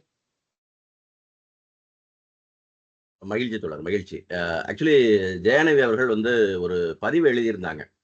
அவங்களுடைய அப்பார்ட்மெண்ட்ல இருக்கிறவங்க எல்லாரும் இது ஒரு பெரிய கொண்டாட்டமா எடுத்துட்டு செலிப்ரேட் பண்ணிட்டு இருக்காங்க, எனக்கு பொறுப்பு கூடுது அப்படின்னு எழுதியிருந்தாங்க. அது ஒரு வகையில 100% உண்மைதான். முதல் நாவல் அதுவே முதல் பரிசு பெரிய அளவுல இது அடையாளப்பட்டிருக்கு அப்படிங்கிறத நான் பார்க்குறேன். அந்த இடத்துல இருந்து உங்களுக்கு கண்டிப்பா இன்னும் கூடுதலான பொறுப்பு இருக்கு. ஏன்னா சமூகம் சார்ந்து சிந்திக்கிறவங்க அப்படிங்கிறது இலக்கிய உலகத்துல சமூகம் சார்ந்து சிந்தித்து அதை நல்லதொரு படைப்பாக கொண்டு வர்றதுங்கிறது மிக மிக முக்கிய தேவையாகவும் இருக்கு. அது முக்கியமானதா இருக்கு. அந்த நேரத்துல நீங்க இப்ப எல்லோராலும் ஒரு கவனம் பெற்றிருக்கீங்க. இன்னும் அடுத்தடுத்த படைப்புகள் இன்னும் அதிக கவனம் பெற என்னுடைய மனமார்ந்த வாழ்த்துகள். கோமதி சங்கர் தோழர், பிரசன்னா தோழர் எல்லாருமே குறிப்பிட்டாங்க. என்னன்னா எனக்கு அது ஒரு கடமையா தான் நான் பார்க்கிறேன். ஒரு படைப்பை நான் ஏன் அதை வாசிக்கல அப்படின்னா எனக்கு முன்னாடியே அந்த படைப்பின் மீது ஒரு பார்வை வரும். நடுவர்கள் கிட்ட இருந்து வரக்கூடிய பார்வை எனக்கு ரொம்ப முக்கியமானது. அதை வைத்துதான் ரிசல்ட்டை அறிவிக்க போறோம். அப்ப எனக்கு எந்த விதமான ஒரு முன்முடிவுக்கும் நான் போயிடக்கூடாதுங்கிற அடிப்படையில தான் எந்த ஒரு படைப்பையும் போட்டிக்கு வர படைப்பை வந்து இறுதி வரைக்கும் நான் வாசிக்கல. இன்னொன்னு, அந்த படைப்பு முடிந்ததுக்கு பிறகு நம்ம அப்படியே வந்து அச்சாக்கம் பண்றதுங்கிறது அது பண்ணிட முடியாது அப்படின்னு நான் நினைக்கிறேன். அதுல நிறைய வேலைகள் இருக்கு. அது வந்து ஒரு பதிப்பு அப்படிங்கிறது, ஒரு நூலாக்கம் செய்யறது அப்படிங்கிறது மிகுந்த கவனத்தோடையும், அதுல இருக்கக்கூடிய ஒரு சின்ன சின்ன விஷயங்களையும் கவனிச்சு, அது வெறுமனே வந்து நாற்கரம் பதிப்பகம் வெளியிடுது அப்படின்னு மட்டும் கிடையாது. அந்த படைப்பு வந்து ஒரு பரிசு பெற்ற படைப்புன்னு வந்து பொதுவெளிக்கு போகும்போது, அந்த கவனம் எந்த அளவுக்கு ஈர்க்குதோ, அந்த அளவுக்கு வந்து அந்த படைப்பினுடைய செழுமையும் பர்ஃபெக்ட்டா இருக்கணும் அப்படிங்கிறது தான். அதுக்காக தான் வந்து அந்த மெனக்கெடல்கள் எல்லாம். ஒரு தாமதம் எல்லாருக்குமே தெரியும் நல்லாவே. படைப்பு நாளைக்கு வந்து புத்தகம் ரிலீஸ் ஆகுதுன்னா, முதல் நாள் நைட்டு 10, 10:30 மணிக்கு தான் அட்டைப்படமே குடுத்தேன் எல்லாருக்கும் நானு. அதுவரைக்கும் அட்டைப்படத்த கூட கண்ணுலயே காட்டல. எல்லாரும் கேட்டாங்க, "தோழர் அட்டைப்படமாவது குடுங்க." எல்லாரும் வந்து என்ன ஒரு ஆவல்னா, எல்லாருக்குமான ஆவல் எப்படின்னா, நம்ம ஓகே இந்த படைப்பு இந்த தேதி வருதுன்னு ஒரு இன்வைட் பண்றதுக்கு கூட அட்டைப்படம் கூட இல்ல. அப்படியான ஒரு சூழல். ஆனா என்ன விஷயம்னா வந்து அந்த நைட்டு தான் எனக்கு அட்டைப்படமே வந்தது. அதான் அங்க இருக்கக்கூடியது. அப்படித்தான் வந்து உட்கார்ந்து வேலை பார்த்து அத கொண்டு வந்தோம். ஏன்னா ரொம்ப வந்து நெருக்கமான காலத்துல தான் முடிவு வந்து அது பண்ணோம். இன்னொன்னு எக்ஸ்டென்ஷன் பத்தி சொன்னாங்க. நீங்க வந்து எக்ஸ்டென்ஷன் நாங்கெல்லாம் வந்து அறிவிக்கல. சில தோழர்கள் வந்து ஐயோ! லாஸ்ட்க்கு வந்துட்டோம், இன்னும் எங்களுக்கு கொஞ்சம் டைம் குடுத்தா பரவாயில்லன்னு வந்து சில பேர் கேட்டாங்க. அதன் அடிப்படையில சூர்யாவும் நானும் பேசிட்டு, சரி ஓகே 1 வாரம் மட்டும் நம்ம எக்ஸ்டெண்ட் பண்ணுவோம். ஏன்னா டைம் ஆயிடும்னு தெரியும். ரொம்ப அதிக நேரம் குடுக்க முடியாது. நம்ம ஏற்கனவே குடுத்தாச்சு. 1 வாரம் மட்டும் குடுப்போம்னு வேற யாரோ சில தோழர்கள் கேட்டிருந்தாங்க. மெசேஜஸ் போட்டிருந்தாங்க. அதன் அடிப்படையில எக்ஸ்டெண்ட் பண்ணோம். அந்த அவங்களுக்கு தான் நீங்க நன்றி சொல்லிக்கணும்னு நினைக்கிறேன். அவங்க யாருன்னு எனக்கு நினைவுல இல்ல. யாரோ சில தோழர்கள் கேட்டிருந்தாங்க. அத நானும் சூர்யாவும் டிஸ்கஸ் பண்ணோம். சோ நீங்க வந்து உங்க படைப்பு இல்லைங்க. அதுக்கு பிறகு தான் வந்து முடிச்சு அனுப்புனீங்கன்னு எனக்கு தெரியாது. மகிழ்ச்சி, மகிழ்ச்சி. அந்த அடிப்படையில வந்து நீங்க அவங்களுக்கு அந்த நன்றிய சொல்லிக்கலாம். தொடர்ந்து பயணிப்போம். நிறைய நம்ம இதை போல நல்ல படைப்புகளை எல்லாருக்கும் குடுப்போம். மிக முக்கியமா இங்க இந்த அமர்வுல இருக்கக்கூடிய தோழர்கள் 3 நடுவர்கள் வந்திருக்காங்க. ஒரு போட்டிக்கான நாவல்களை தேர்வு செஞ்சவங்கல இருந்து ஒரு மெஜாரிட்டி டீம், ஒரு கோர்ட்ல ஜட்ஜ்மெண்ட் 5 ஜட்ஜஸ் பெஞ்ச் இருந்தா கூட அதுல மேக்ஸிமம் வந்து 3 ஜட்ஜஸ் ஜட்ஜ்மெண்ட் தான் வந்து ஜட்ஜ்மெண்ட்டா வரும், டிக்ளேர் பண்ணும். அந்த மாதிரி 3 ஜட்ஜஸ் இங்கே அமர்வுக்கு வந்திருக்காங்க. அவங்க எல்லாரும் உங்களை பாராட்டியிருக்காங்க. அதுக்கும் என்னுடைய மனமார்ந்த பாராட்டுகள். இந்த பணியாற்றியது, ஏன்னா அவங்க பாலகுமார் தோழர் எல்லாம் கடைசி நேர நெருக்கடியில வச்சு புழிஞ்சு எடுத்தோம். அவருக்கு எவ்வளவு ஆபீஸ் சூழல் இருக்குன்னு எனக்கு நல்லாவே தெரியும். அப்படி இருந்தும் தோழர் உங்களுக்கு 1 வாரம் தான் டைம்னு போட்டு புழிஞ்சு எடுத்தோம் அவரைய. அப்பவும் அவர் வந்து இரவு பகலா உட்கார்ந்து எல்லாத்தையும் படிச்சுட்டு ரிசல்ட்ட குடுத்தாரு. அதெல்லாம் ரொம்ப டெடிகேட்டிவான ஆட்களால தான் பண்ண முடியும். பாலகுமார் தோழரெல்லாம் அப்படி ஒரு டெடிகேஷன். இவங்க பிரசன்னா தோழரும், கோமதி சங்கர் தோழரும் இல்லன்னா, நாற்கரம் பதிப்பகத்தினுடைய இந்த வளர்ச்சியும் சரி, நுழைபுலம்ங்கிற இந்த ஒரு அமைப்பு தொடர்ந்து செயல்படுறதுக்கும் அவங்கெல்லாம் எனக்கு மிக முக்கியமான தூண்கள். எல்லாருக்கும் என்னுடைய மனமார்ந்த நன்றி. நிகழ்வில் கலந்து கொண்ட அனைவருக்கும் நன்றி. பிரசன்னா தோழர், நீங்க ஒரு நன்றி சொல்லி முடிச்சு வச்சிடலாம். ஒரே நிமிஷம் தோழர். நன்றி. சொல்லுங்க. இதுல ஒண்ணு சொல்லணும் நல்ல தோழருக்கு. அவரோட உழைப்பு வந்து ரொம்ப அசாத்தியமானது. முதல் நாள் தான் அட்டைப்படம் கொடுத்தாங்க. அதுவும் 10, 10:30 மணிக்கு. அத பார்த்துட்டு நான் காலையில ஒரு கரெக்ஷன் சொல்றேன். பின்னட்டையில எழுத்தாளர் திலகப்பம்மாவோட பேர் இல்ல அப்படின்ட்டு. அது ஒரு 9 மணிக்கு மேல சொல்றேன். அதையும் வந்து சாயந்தரம் வந்து அதுல போட்டு இருந்தாங்க. அவரோட உழைப்பு வந்து நிறைய உழைப்பு. அப்புறம் வந்து நான் வாசிப்பை நேசிப்போம்ல மதிக்கிற மிகப்பெரிய மதிப்பு வச்சிருக்கிற கோமதி சங்கர் சாரும், பிரசன்னா சாரு, இவங்கெல்லாம் வந்து ஜட்ஜஸ்ன்றதே எனக்கு பின்னாடிதான் தெரியும். இவங்க பாலகுமார் சார், இவங்களெல்லாம் வந்து பார்க்கும்போது அவங்க சொன்னது கேட்கும் போது இதெல்லாம் வந்து ரொம்ப மகிழ்ச்சியா இருக்குது. ரொம்ப நன்றிங்க சார். நன்றி, நன்றி. மிக முக்கியமா அந்த இது வந்து பிரஸ்காரங்களுக்கு தான் அந்த நன்றியை சொல்லணும். நான் எப்பவுமே இந்த புக் ஃபேர் டைம்ல எல்லாம் பிரஸ்காரங்க கழுத்துல கத்தி வச்சுட்டு தான் நான் வேலை பார்ப்பேன். அப்படியான ஒரு கொடூரமான ஆளா மாறிடுவேன். சில நேரங்கள்ல வேற வழியே இல்ல. சின்ன சின்ன விஷயங்களையும் நாம கவனம் எடுத்துக்கிறோம். ஆனா எங்கேயாவது வந்து நம்ம இந்த ஹியூமன் எரர்ஸ்ங்கிறது நடக்கிறதுக்கு வாய்ப்பு இருக்கு. அப்படியான நேரத்துல ரொம்ப எதுனாலும் வந்து சில நேரங்கள்ல போட்டதை திரும்ப ரீபிரிண்ட் போடுங்கலாம் வந்து சொல்ல வேண்டியதாயிடும். ஒரு வேலை பண்ணாம இருந்தா அதை பண்ணி முடிக்கலாம். அப்ப பண்ணிட்டு அன்னைக்கு எல்லாம் முடிஞ்சு செட்டிங் ஏத்திட்டாங்க. ஏத்தின பிறகு வந்து நான் ரேப்பர்ல ஒரு கரெக்ஷன் இருக்குன்னு. அதை நீங்களே பண்றீங்களா, திரும்பவும் நான் பண்ணி அனுப்புவான்னு அவர்கிட்ட நான் சொல்லி, சார் நீங்க சொல்லி மறுபடியும் அதை நான் சரி பண்ணி அதை மறுபடியும் உங்களுக்கு கரெக்ஷன்ஸ் எல்லாம் போட்டு அனுப்புறதுக்கு நீங்களே பண்ணி அனுப்பிடுங்க, நான் மறுபடியும் வெயிட் பண்றேன். மறுபடியும் போட்டு மறுபடியும் அவருக்கு அனுப்பி மறுபடியும் ரீசெட்டிங் போட்டு அப்படித்தான் வந்து பண்ணோம். புத்தகம் எல்லாரும் வந்து வெளியீட்டு நிகழ்ச்சிக்கு எல்லாரும் வந்துட்டாங்க. புத்தகம் வந்து அதுக்கு பிறகுதான் வந்தது. எல்லாரும் காத்திருந்தாங்க. அப்படியான ஒரு சூழல்ல தான் அந்த வெளியீடுகள்லாம் பண்ணோம். காலைல 9 மணிக்கு நம்ம 3:30 மணி 4 மணி போல நிகழ்ச்சி வச்சிருந்தோம். 9 மணிக்கு கொடுத்தாங்கன்னா அதெல்லாம் பிரஸ்காரங்களுடைய கண்டிப்பா அவங்களுக்கான டெடிகேஷன். நான் முன்னாடியே வந்து என்னன்னா ஒரு ஷெட்யூல் போட்டு பிளான் பண்ணிடுவேன். இந்த டேட்டுக்கு இந்த டைமுக்கு நான் வந்து ஃபைல் கொடுப்பேன், நீங்க எனக்கு இந்த டைமுக்குள்ள எனக்கு அவுட்புட் வேணுங்கிறதெல்லாம் சொல்லி அப்படிதான் நெருக்கடியா அவங்களுக்கும் வச்சு வேலை வாங்க வேண்டியதா இருக்கும். அவங்களும் நமக்கான அந்த ஒத்துழைப்பு தராங்க. அதனால அவங்களுக்கு கண்டிப்பா இந்த நேரத்துல நன்றியை பதிவு பண்ணணும். அதே போல இந்த டிசைனர்ஸ், லே அவுட் டிசைனர் ஆகட்டும், ரேப்பர் டிசைனர்ஸ் ஆகட்டும், எல்லாருக்குமே வந்து இன்னொன்னு என்னன்னா கொஞ்சம் வேலைங்கிறது எங்கிட்ட வேலை பார்க்கறதுங்கிறது கொஞ்சம் கஷ்டம் தான். நான் ரொம்ப வந்து சில ஓவர் பர்ஃபெக்ஷனிஸ்ட் மாதிரி பண்ணுவேன். எனக்கு அது பர்ஃபெக்ஷனா இல்லையானா தெரியாது. பட் அந்த முடிஞ்ச வரைக்கும் நம்மளால முடிஞ்ச வரைக்கும் ஒன்னொன்னே சரி பண்ணி செழுமையா பண்ணி கொடுக்கணும். அதை தாண்டி வந்து ஓகே நமக்கு என்ன தெரியுமோ அதுல வந்து நம்ம பெஸ்ட்டை கொடுக்கணும்னு நினைக்கிறது தான் அதுக்கான காரணம். மற்றபடி வந்து எல்லாம் தெரிஞ்சவனோ அல்லது வந்து நான் தான் எனக்கு தான் அதிகமா தெரியுமோனோ கிடையாது. பட் எனக்கு ஒரு விஷயம் இருக்கு அப்படின்னா அதை வந்து எந்த அளவுக்கு பிரசன்ட் பண்ணும்போது நல்லதா கொடுக்க முடியும் அப்படிங்கிற ஒரு சிந்தனை தான். அதனாலதான் ரொம்ப நெருக்கடியா வந்து சில நேரங்களில் வேலை பார்க்க முடியும். சில நேரம் இதனால சில பேர்ட்ட நான் கடுமை காட்ட வேண்டியதெல்லாம் இருக்கும். அது வந்து என்னோட கொஞ்சம் க்ளோஸா இருக்கிறவங்க புரிஞ்சுப்பாங்க. அது வேலைக்காக நான் காட்டக்கூடிய கடுமை என்னுடைய தனிப்பட்ட கோபமோ விருப்போ அதுல இல்லைன்னு. ஆனா அந்த அந்த நேரங்கள்ல வந்து அந்த உணர்வை வெளிப்படுத்த முடியாம கொஞ்சம் அந்த கடுமை காட்ட வேண்டியதாயிடும். அப்படியெல்லாம் இருக்கும். நானும் ஒரு சராசரி ஹியூமன் பீயிங் தானே. அதனால அப்படியெல்லாம் இருக்கதான் செய்யும். எழுத்தாளர்கள்கிட்டயே சில நேரம் வந்து ரொம்ப கடுமையெல்லாம் நான் வந்து ஒரு சில எழுத்தாளர்களுக்கு தெரியும்.